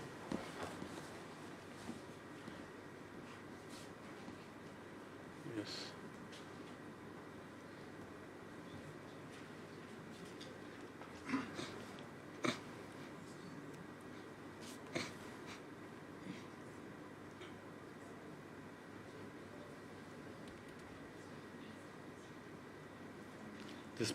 Disputed questions of fact. So that means the conflicting decisions by what the Advocate General said.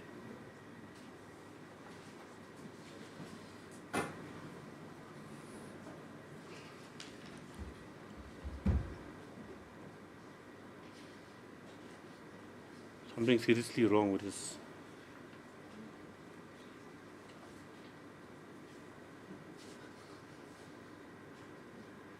What is happening there?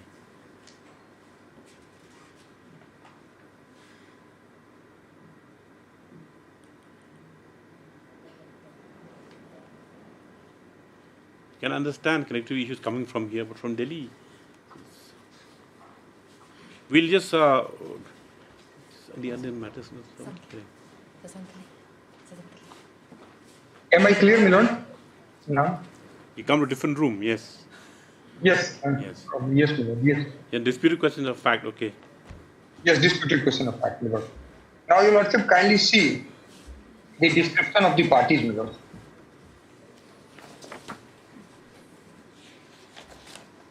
Description of parties.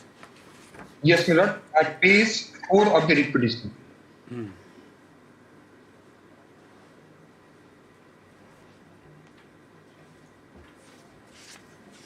Yes.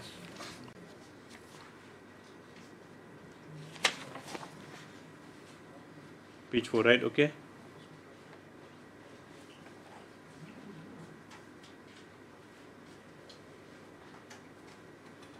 Yes.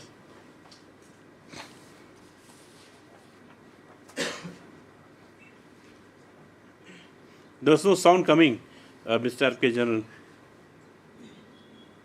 There's no sound.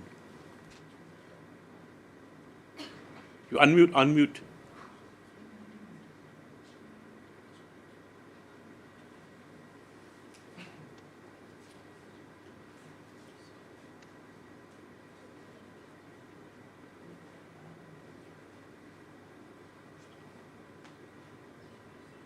This is very disconcerting.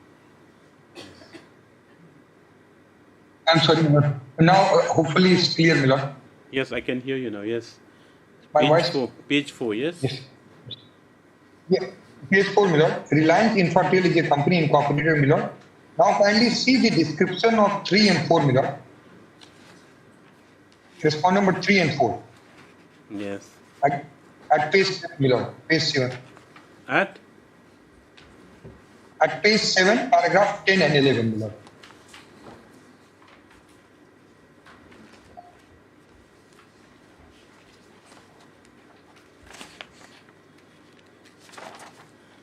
Yes.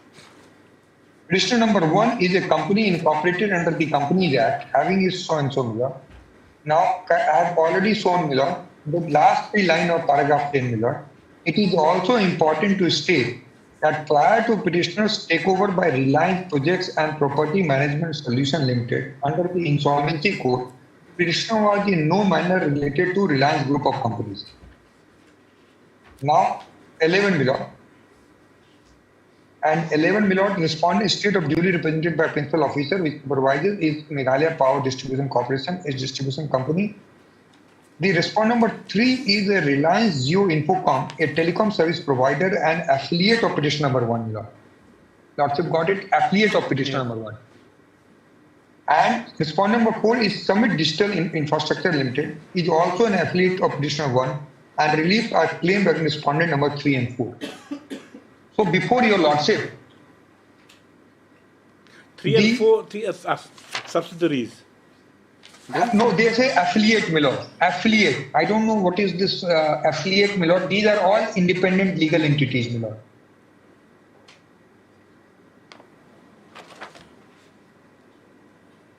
They are all independent legal entities. And if your lordship will see the notices. No, you mean no release of claim against, you mean.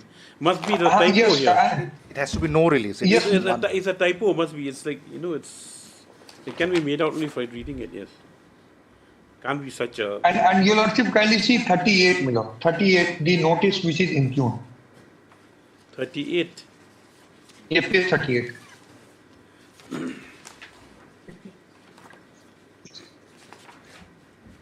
Yes. Yes. 38, my lord. Summit Digital Infrastructure Private Limited. Now, with reference to the subject cited above, I am bringing to your notice that there are 16 number of mobile towers having power supply with outstanding electricity dues, more than so and so, my lord. So, Summit Infrastructure Digital Private Limited, and within bracket a subsidiary of Reliance Jio, my lord, if your lordship has noticed. Yes. Now, Summit Digital Infrastructure is R4, my lord. Is R4, right? Yes, respond number 4, my lord. Right. And this is being, and the quashing of the notice to Summit Digital Infrastructure has been sought. Yes. But who has come forward, you mean? The Summit is not before your lordship. They're there as a pro forma respondent. So they are not, if they are not agreed, yes, they are not before your lordship. Whether petitioner can claim. No, because see, their whole ground is that, okay, R4 is affiliate of R1, petition number 1. Because petition number 1 went for the insolvency proceedings. In Summit was the one in the picture, when the insolvency proceedings were there. So if they're seeking to take any relief, to get any relief from the insolvency proceedings, it's petitioner who went for insolvency proceedings, correct? Not Summit. I'll just answer the Summit is the affiliate of... Summit is an independent company. Now the question. Let my learned friend finish. You're confusing me. Yes, okay. Yes. Yes. So, Milord, Summit is an independent company. Okay. Right. And R3 is also independent company. Okay. R3 and R4, Milord. These are the dues. These independent company and the notices have been gone to these independent companies, my lord. Okay. These independent companies are claiming that they are affiliate of petitioner number 1. Yes. They are Yes. petitioner number 1. Yes. And petitioner number 1, so all companies, tomorrow, my lord, I will become the affiliate of petitioner number 1.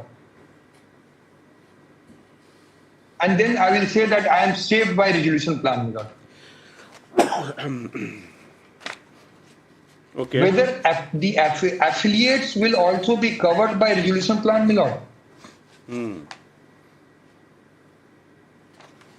Their whole case is that the affiliates are also, and affiliates here, my lord, I am talking about independent juristic legal entity, and each party has its own right. Affiliate could have come before your lordship saying that I am affiliate and part of petition number 1, and petition number 1, there is a resolution plan which applies to me also. The notices have gone to 3 and 4, my lord. And these are all very disputed and clarity is lacking. I couldn't clear myself after reading all this thing on the basis of pleading. My friend can argue anything or place material orally, but in writing what I could see, my lord. Now what you're saying is that they are separate and distinct juristic personalities. So like they can't sue, or they have no right to sue on behalf of each other. If they sue on their own behalf. And so if they are affiliates, like what right will they deserve, will they will get by being affiliate, whether it will be covered by insolvency? That is your argument? Yes, my lord. Yes, my lord. My precise argument is this, my lord. Okay. And kindly see one more page, 238, my lord. Yes. You're making this hearing 38 very I have shown, my lord. Yes. Yes. 38 I have shown, my lord. 38, your lordship, 263, your lordship, kindly see. Yes. Annexure 14. Yes. 263.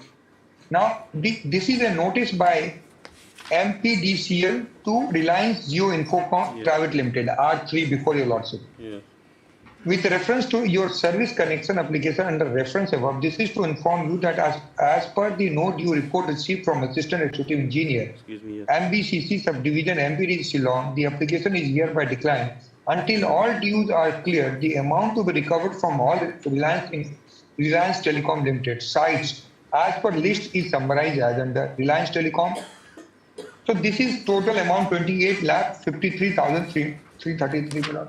Now Reliance Jio Infocom Limited has not approached your lordship saying that there is a resolution plan covering Reliance Telecom Limited. So all notices against 3 and 4 only. All yes, against so 3 and 4. 3 and 4, my lord, because they are now operating on behalf of Reliance Infotel, my lord. Yes. As per the, so they are not before your lordship. Even if your lordship will see the details, 264 also your lordship has noticed. 263 and details that mentioned at 264, my lord. Yeah. The tower site is mentioned, my lord. Account number is mentioned, consumer number is mentioned, address is mentioned, connection status is mentioned, my lord. And the details of the bills are also mentioned, my lord. Okay. So my submission is, my lord, all these are disputed question of facts. The party which could have approached your lordship are not before your lordship.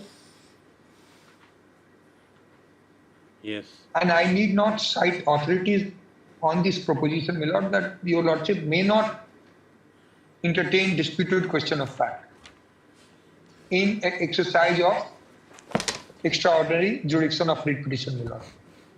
Okay. Lastly, my lord, if they are aggrieved by the decision of the authority or the MEPDCL, my lord, they have remedy under Electricity Act to approach the ombudsman constituted under Electricity Act, my lord. Right.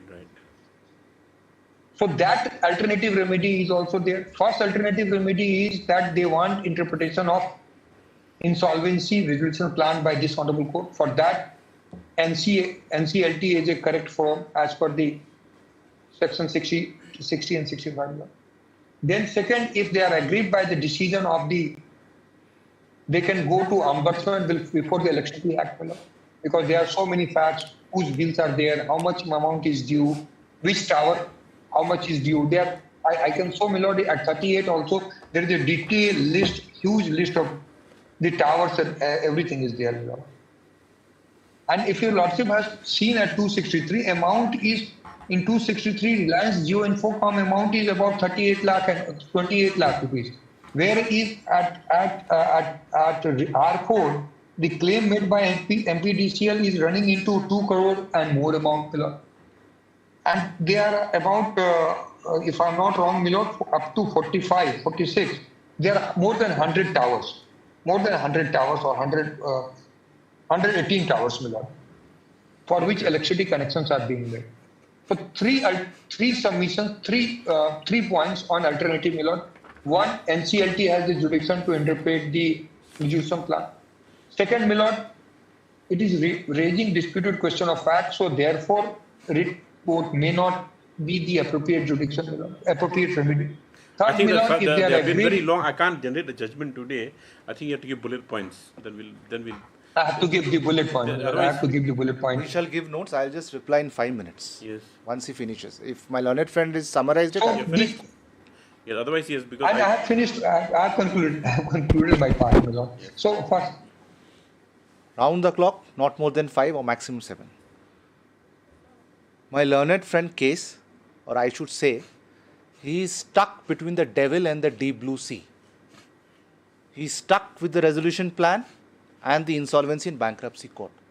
First thing, he categorically made a statement in the court that all the dues pertains to the petitioner prior to the effective date. That means my prayer that not to take any coercive action against respondent 3 and 4 should be allowed. Why I say so? As I have already stated in my petition, petitioner was earlier part of the Anil Ambani group having Reliance. Respondent 3 and 4 operate independently. The electricity dues or they are not being provided for is because they are Reliance, that is the reason you are not being provided electricity connection. Why? It's in the brief. Kindly first comes to, because many things are said, kindly comes to 271.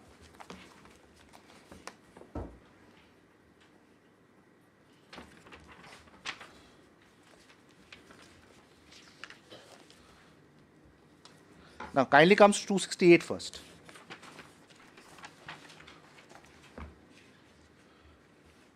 Letters given to Reliance Jio for dues of the company of another entity. It is asking for clarification whether there are no dues difference between Reliance Jio and Reliance Telecom. Reliance Jio goes and applies, they say you provide me electric connection, you say that look, there are dues of Reliance Telecom, you have to pay. You are a different entity or same entity. Reliance Jio goes and says, I am a different entity, you process mine. They will say, I will not process it. It says 268, they seek a clarification, justifying a difference between Reliance Jio and Reliance Telecom. The approval of any service connection is subject to no due clearance against the name of the applicant. Just because I am Reliance Jio, he is Reliance Telecom. There were different entities and a different management. He refuses it. The release of your service connection is kept in abeyance till the clarification is received. He gives me the dues. I ask, the Reliance Jio asks, you provide me as against standing in my name. Nothing provided. I say I am ready to provide. Nothing provided. A plea is taken. Petitioner dues are pending. Now kindly comes to 271. They write to me in 2020 to Reliance Jio, rather, respondent 3, which parts forwarded it. With reference to your letter, is undersigned instructed to hire authority to acquire a letter of undertaking from your organization regarding the facts stated by you under reference and for clearing any dues of Reliance Telecom. I say if we acquire, we will give the undertaking. The undertaking draft is given at 272. Now kindly comes to 273, which is the undertaking I provided for. And now comes to 274. Now Summit Digital R4 writes, we are in receipt of the letter because this was being forwarded by every petitioner Reliance. Because just because the name is Reliance, the letters are being communicated. we write and we state that 13,000 all outstanding dues to the bills and 53 strikes and process shame will be paid. R4 pays, but still R4 processes are being stopped. They don't respond. Where reading? So 274, sir. Right. 274. No, where We are in receipt of your letter. It is regards EB connection in name of Reliance Jio, Summit Digital, Reliance projects are concerned. We would like to categorically say 13 towers where we have paid all outstanding electricity bill to the tune of rupees such and such. In another 50 sites, the payments is under process and the same shall be paid to you. Where bill is correction, where 19 sites where sites could not be matched with consumer number. In this request, we request your support authority to identify the sites as behalf and identify the consumer number mismatch. In the records of the respondent, it is not clear who is owning. The list they provide for, they make it a parameter class. Everything is Reliance, so everything comes into me. This is what they argue. And now they come and say disputed question of facts. At the time of receiving money from separate entity, they don't ask that. That was the reason, Your Lordships, kindly comes to again 281. That was the representation made by the petitioner. And there was a specific order in terms of page 286 to say whether withdraw any demands of prior to. In the affidavit till today they don't provide it. The list they provide does not make any mention. They have not even complied with this order. This is the first argument on disputed facts. The facts are not disputed. So today on the submissions made, my prayer C is to be allowed. R3 and R4 can't be coerced for my bills dues. Now R1's case, the petitioner's case. What is being urged? That 3 judgments have been cited. 1, electricity due, electricity due. Now I say why I say that my learned friend is stuck with the devil and the deep blue sea. He shows a part of the order of the resolution plan. Now kindly comes to that part. 234 it starts.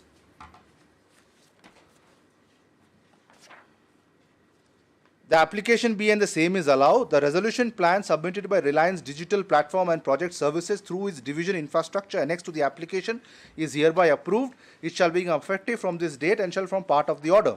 It shall be binding on the corporate debtor, its employees, creditors, including any central government and state government or any local authority to whom a debt in respect of payment of dues arising under the law for timing in force is due, guarantors and other stakeholders in the plan. I pause here for a minute. Yes. I have not urged at any point of time that they are not entitled to any payment. What my only point is being urged is that within the day when the resolution plan is approved and you have not provided your claims, the order sanctioning the scheme operates a right in rem. Now what my learned friend wants to take a cue from? He wants to take a cue from clause 3. The approval of the plan shall not be considered as a waiver of any statutory obligations corporate debtor and shall be dealt with by the appropriate authorities in accordance with law. So it has to be in accordance with law. Now the Insolvency and Bankruptcy Code is the law which governs everything. Section 238 of the Act governs the law. So now he has to be bound by that. He can't pick and choose. It's called cherry picking. Any waiver sought in the plan shall be subject to the approval by the authorities concerned. So what my learned friend is saying today, I have not participated in the plan, so my due stands crystallized. So even the plan is operating in rem, I will be entitled to recover it. And now he puts me to the limb of saying I have an alternative remedy. My learned friend being a state is not acting on the decision on the rem passed by a tribunal, and I go before the tribunal and seek an order and say, he will say that is not applicable to me. So I have to lose both ways. I have come before the writ court seeking a mandamus on the coercive action taken by the state. Nobody has reconciled this order, right? Yes. Yeah, you come again. The application seems allowed resolution plan. Yes. So and so. This is petition number 1. Yes. This is that form, so on and so forth. Yes. Yes. And then that binding nature you're saying? Yes. Including central government, any state government, local authority, in respect. So assuming this has to be ready. Assuming I will just show the plan. It qualifies it involved in resolution. It qualifies. So involved resolution plan. Now his ground is that we will involve resolution plan. His ground is that the resolution plan does not take in. Leaving aside that that is saying like the claim made against different entities. We leave that aside of time being 3 and 4. Okay. Yes. Now the thing is that it'll bind those entities which are part of the resolution plan. Now their ground is that we were never part of the resolution plan. So if we're not part of the You resolution were not, plan, no, you, then their right is I just said it. You were not never part of it. You have been invited to participate. So you chose not to That participate. by choosing not to participate, they waive their right. Your Lordship, that is the law. Because in winding up, Your Lordship, in the old Companies Act, you put your claims. Suppose a person doesn't put his claim and he comes after 3 years, I am being not putting my claim. So where do I go? Let him again go back to the NCLT and put his claim. It has to be dealt in accordance with it. The court provides if a person who missed the bus, he still can make an... What does a person who misses the bus do? He can still go to the NCLT, file an application. Open for him? He can still go to the NCLT, file an application to decide in accordance with law. Someone has to go. He chose not to go. That can't be a ground. Now That's the only question. Now what is deciding? He is giving me, well, it's a classic case. I am covered with 3 judges of the Supreme Court, first committee of SR, that is by Justice Nariman. I will just show first one paragraph, which is part of my brief. Kindly comes to 511. Now interesting, because this is also interesting for me.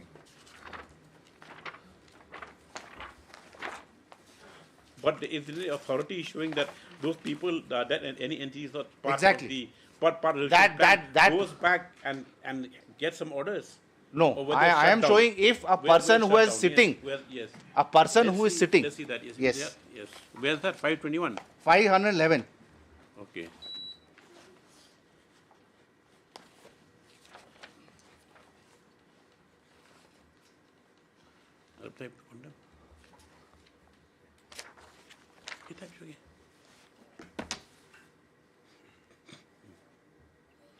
May I please? Para 107. This is the deciding factor. Yes. This was by then authored by Justice Nariman.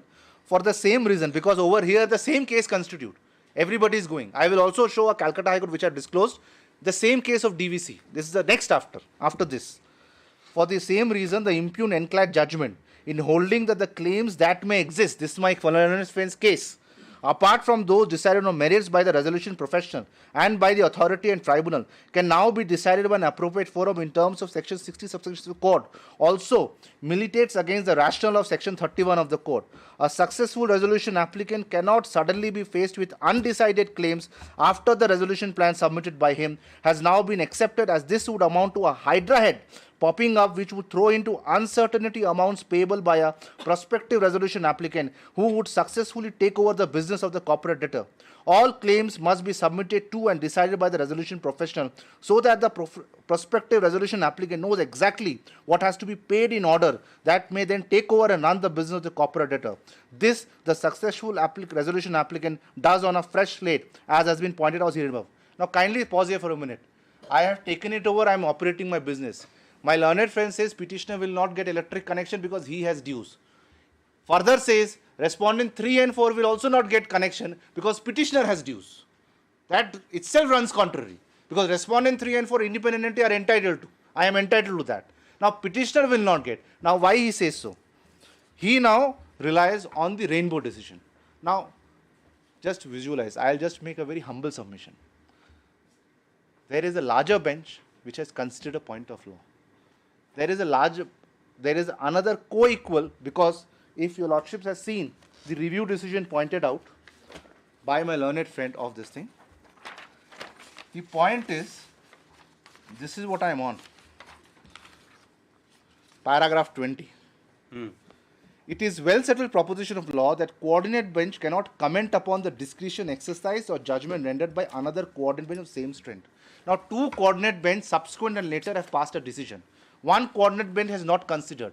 But what is more important, this judgment is per incurium. Why? It does not take into account section 238 of the code. It is apparent that you have to take into account also section 53 of the code.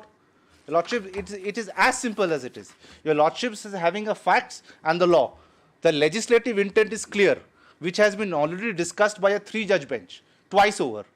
Now a 2-judges bench doesn't deal with that. It says, yes, you have a priority, but that also in accordance with law. My learned friend has a case but in accordance with law. Now kindly comes to the last of it. I will just close that thereafter. 557.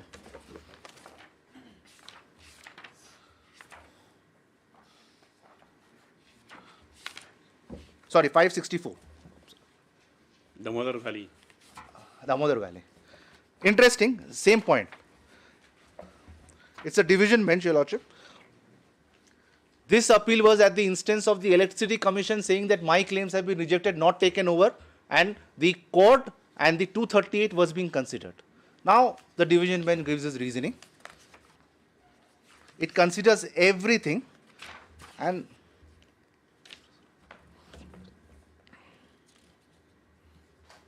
kindly comes to 567. We have heard the learned counsel for the parties and perused the record. The undisputed position in this case is that the appellant had entered into an agreement dated such and such for the supply of electric energy at extra high or high voltage with the respondent 1. The electricity supply to the R1 was disconnected on 29. CIRP was initiated in respect of the R1 and the order of execution. The resolution professional invited claims. The appellant had not submitted any claim before the resolution professional. The resolution plan was approved by the NCLAT on such and such. Hence, it is not in dispute that the claim of the dues to the extent of such and such as against prior to date of CIRP. Section 31 of the IBC relates to approval of the resolution plan, and in terms of section 31(1), on approval, the resolution plan becomes binding on the corporate debtor, its employees, creditors, including the government, etc. I pause here for a minute. My interpretation is not that he is a government not entitled to anything. Assuming he had put in his claims, he would have been entitled to in terms of the waterfall mechanism, whatever it is. But this is a case where he has not even put in a claim, and he is now resorting to coercive measures and asking me dues prior to that date. Now you're saying a self-contained course would override all other laws. Exactly. The IBC. So that has not been considered by Rainbow. So section 238 still operates the law. That is the reason I said my learned friend is stuck with the devil in the Dead Sea. One is the plan and one is this operation of the code. So two things he's been stuck. Okay. You didn't give a bullet points. What we'll do is, Your Lordship, I will summarize. Milord, I am written either notes. in Dead Sea or Deep Blue Sea. Milord, I don't know. It's devil and the Deep Blue Sea. I will summarize. Kindly gives us a week's time to file a written notes, Your Lordship. We'll file, Milord, we will place our but the fact of the matter is, Milord, that Reliance, Jio and Summit both are not before They your cannot Lord. be reply on reply. I mean, I will continue and on and on. Today is the. But you are Today is arguing something 30th. which you have We will not do it by argued Monday. In the We listed on 9th for written submissions. Okay. Or bullet points. I don't like written submissions anyway. Okay. For written notes, my local advocate is grateful. Thank you. Great. Very interesting point. Yes, Milord. Per incurium Supreme Court judgment, Milord. High Court, my friend is in. I will narrate an incident. What has happened in one of the matters? I was enforcing a foreign award, and the Supreme Court recently said that foreign award, the technicalities of authentication of arbitration agreement will not do. So when I was reading the judgment, I found the Supreme Court has quoted the section incorrectly. The law requires arbitration agreement certified, authenticated something. So we placed to the senior counsel, and I told the judge, look, everything is well said, but the language has been quoted incorrectly. So this judgment may not be applicable. So the judge also said, now it's because of it, at least my client never faced any orders, but the other side is now trying to come out of that rigor. Because this is very important, because we learned in the initial days, 2 judges, 3 judges, we have to see what is the law which is in hand. That's there. Grateful, Your Honor. 23.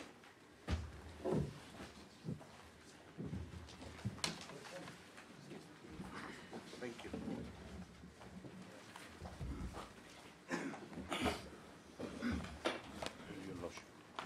Yes.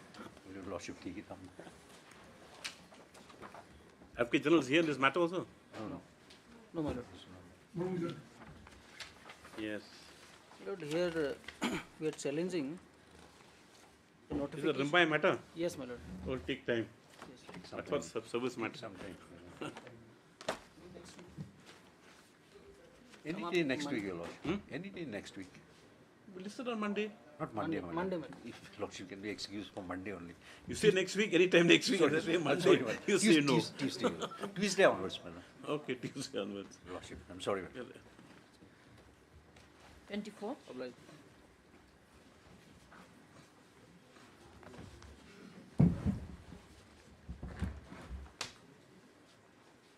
Ada apa ni? Lislang berkata kayu. Any short matter? 35. Any small matter or not? Mr. Deb. 35.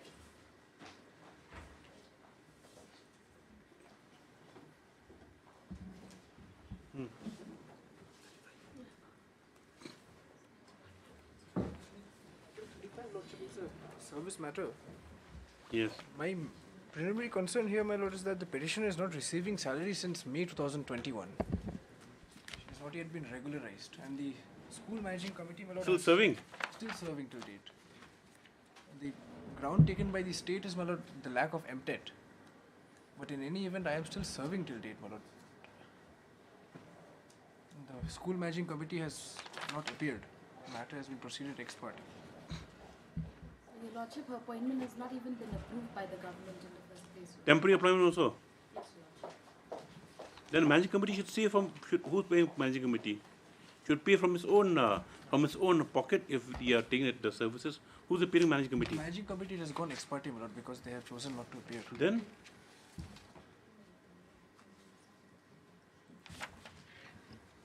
So, my lord, as far as the claim of the state is concerned, my Now lord, the thing is that they sent for approval. yes, they sent it for Or still pending despite the orders which you have been approved. Now because you don't have MTET, they haven't approved your appointment. That's all. That is what they are saying in the affidavit. Then if we are keeping your services, they should pay you. Lordship, yes. So I had come with two prayers, my Not the lord. government shouldn't pay you. The managing committee should pay Exactly, Lordship. you. You put an affidavit. What does the affidavit say?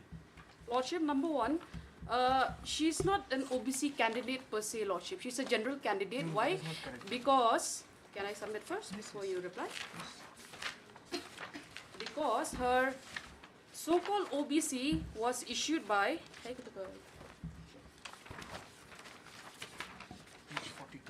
has been issued by a private body, Lordship, All Assam Other Backward Classes Association, not by the government. Lordship will kindly have page 42, my lord. One thing, is there OBC classification from the government of Meghalaya? No. No, Lordship, Then? it's not there. From 2004. If Lordship will kindly see, my lord, the certificate at page 42. No, we're not going to go there. If you're looking for your salary, Lordship. first he said as an interim measure to to tide you over difficulties. Direction has to be given. Then the School managing company management should pay. Lordship. Where is this? Mankachar College. Provision Lordship, certificate this is 44. I beg your pardon, Lordship. Page 44 of your No, written page petition. 42, my lord. Page 42 is the OBC certificate, Lordship. 42. Lordship will see all Assam Other Backward Classes Association registered under the Society Act so-and-so, recognized by the State Government of Assam by so-and-so. Lordship will also see the countersign of the Deputy Commissioner of the concerned district. Dhubri. Dhubri, my lord. Is this how they genuine? issue it in Assam, my lord.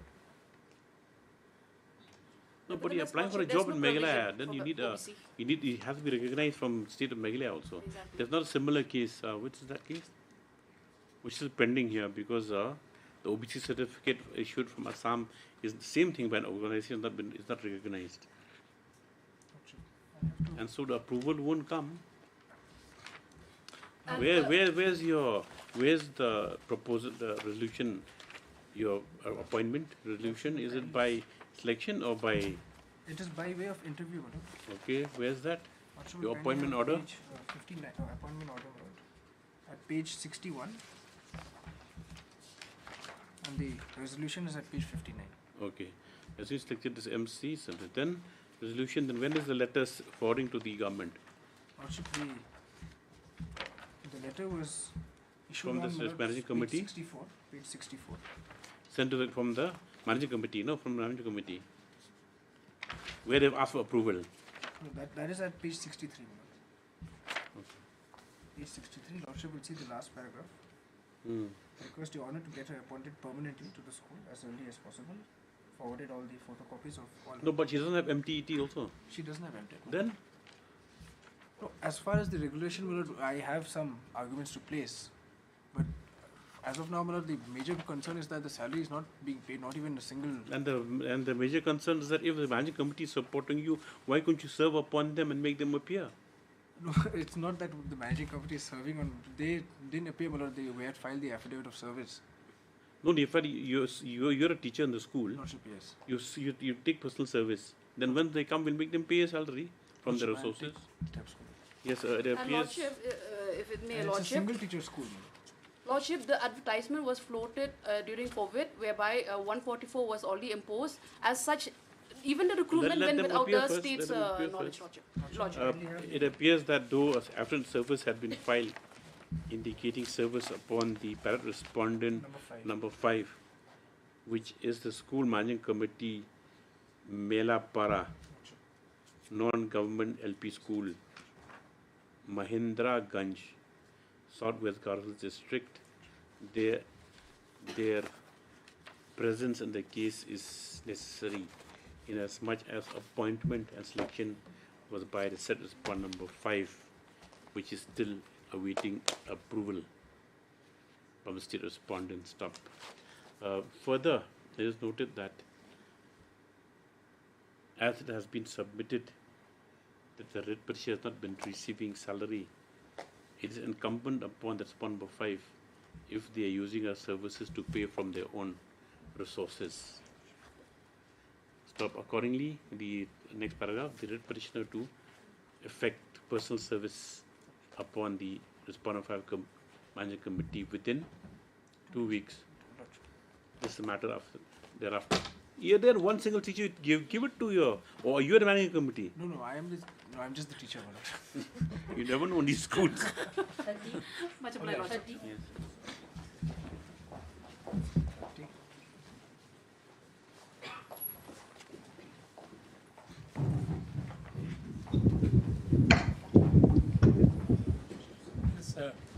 Yes, my lord.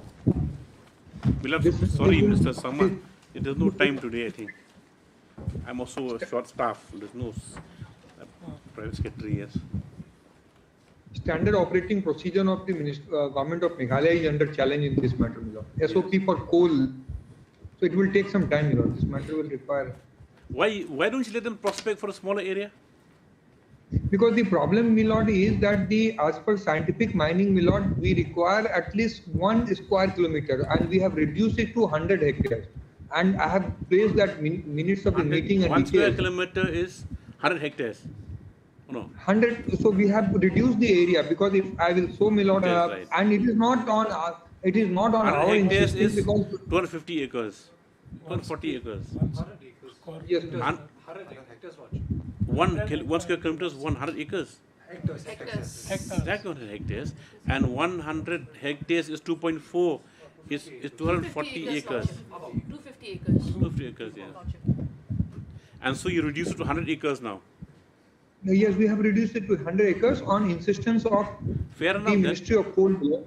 My You want it to be within. my What is your grievance?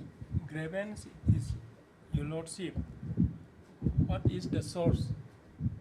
What is the source of prescribing minimum? Or you going to the legal aspect? Yes. From where to only derive the legal power aspect. to Why is say the that. power? There, So you're saying they don't have any power to. No. That means you can even take prospect license for like 10 square feet of land.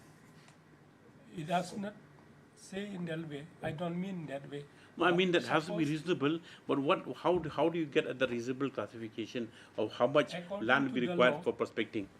According to the law, there is no prescription for minimum, your lordship. Only maximum. Maximum, your lordship. Maximum is there. Section 6, yes. Maximum says how much? 10,000. 10 square kilometer, my lord. 10? 10 square kilometer. 10 square kilometers, Lordship. That makes no sense. There has to be a minimum also. Suppose And under the act, there is a provision, my lord. 98 hectare, then he is deprived. Who? Suppose one owner has 80 hectare. No, now it's at 100 acres, so it will be just 100 acres will be 1.25 hectare. sorry, 125 acres. My question, Your Lordship, it is not that a 50 hectare. Is it no? The one thing, Mr. Sangma, what is going through is whether this classification is based on any scientific index. That's the thing. You understand? In mining terms, whether according to mining technology and mining, the science of mining, whatever, which is court doesn't know anything about, whether there's that it will not be feasible to to issue prospecting license in an area lesser than 100 acres. That's only acres, only thing. Your Lordship, if we go that one in our area, hilly area, how Then you get more can land. that square kilometer? In hilly area, 1 square kilometer will just be, you can see from there to there. Because like this. It's not flat. My grievance is under which provision of law? That is only legal. Then we'll hear it. Yes. Interesting point also. You are Yes, from madam. you are from which side? You have you are interested in prospecting license. Yes, The one. petitioner. How much? What's the size of the land? Does the holdings the petitioner have? That I need an instruction, Your Lordship. There is no description in the writ petition, Milord. There is no Describe details. how you aggrieved. You have any land land documents here? Yeah, to show that there is no. I need instruction for that. no, you have to, because you have to show that what is the locus. If you say that I'm a person who's having, this amount of land, you understand? Then like I've been deprived. Lordship, I'm sure the there's petitioner coal is inside. representing an association here, Lordship. What association? Because over here, the first paragraph, that the petitioner herein are constrained to invoke the jurisdiction of this honourable court in the dire circumstances being faced by the petitioner association. Oh, what association is this, Mr. Sangwan?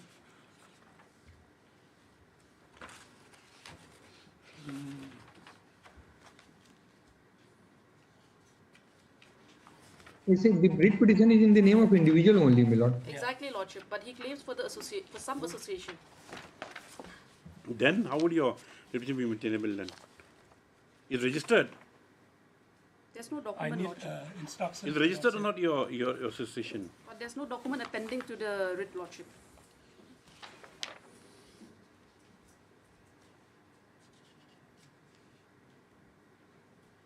I need instruction on this point, Your Lordship. No, one second. No, you're the petitioner only, not association.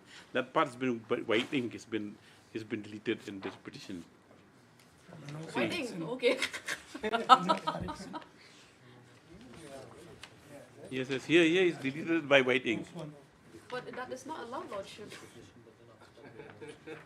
I don't know, when we present our Before filing, petitions. at least you should initial it. If it's- Yes. How can it be white ink, Lordship? That I need to. And our copies have not been Relook white ink, again. Lordship. You have not. Oh, that's not correct, Mr. Sangma. If you many corrections of court copy, that should reflect in our all other copies copies you remain. serve also. Lordship, at paragraph 6 also, that the petitioner begs to state that the land where coal deposits is available belongs to his family, and such the petitioner is willing to avail the required mining license. Lordship, on one hand, because our petition remains association, and on the other hand, he's claiming that it's private land also. So there's a bit of confusion with regard to the locus here in my lord. No, you examine it, Mr. Sangma. We'll serve the corrected copy. No, not correct copy. If you correct it, I mean, was you corrected before filing or after filing? Before filing. But Lordship, And even if you correct, you should initial in the but because you registry see. never allows white ink, my lord. I'm a bit surprised. Yes. You see, this is that the same petitioner is no association, me petitioner, Yeah. and it's been with white. Exactly, Lordship. For us, it's still black and white, no white. It's okay. That is white ink's acceptable in Meghalaya. I think. Correct. Without saying anything. Yes. Yes. Because white ink is called correcting fluid. So he Correct. corrected the writ petition. Anyway, Mr. M. Sangma seeks time to take instructions and to make necessary corrections in the service copies of the writ petition. Yes. We made copies. That association, we allow that. We overlook it. 32? Multiply, Lordship. 32?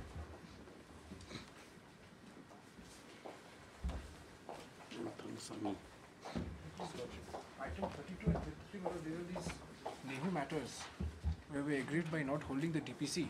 Lordship, the matter was substantially heard on the last occasion. However, after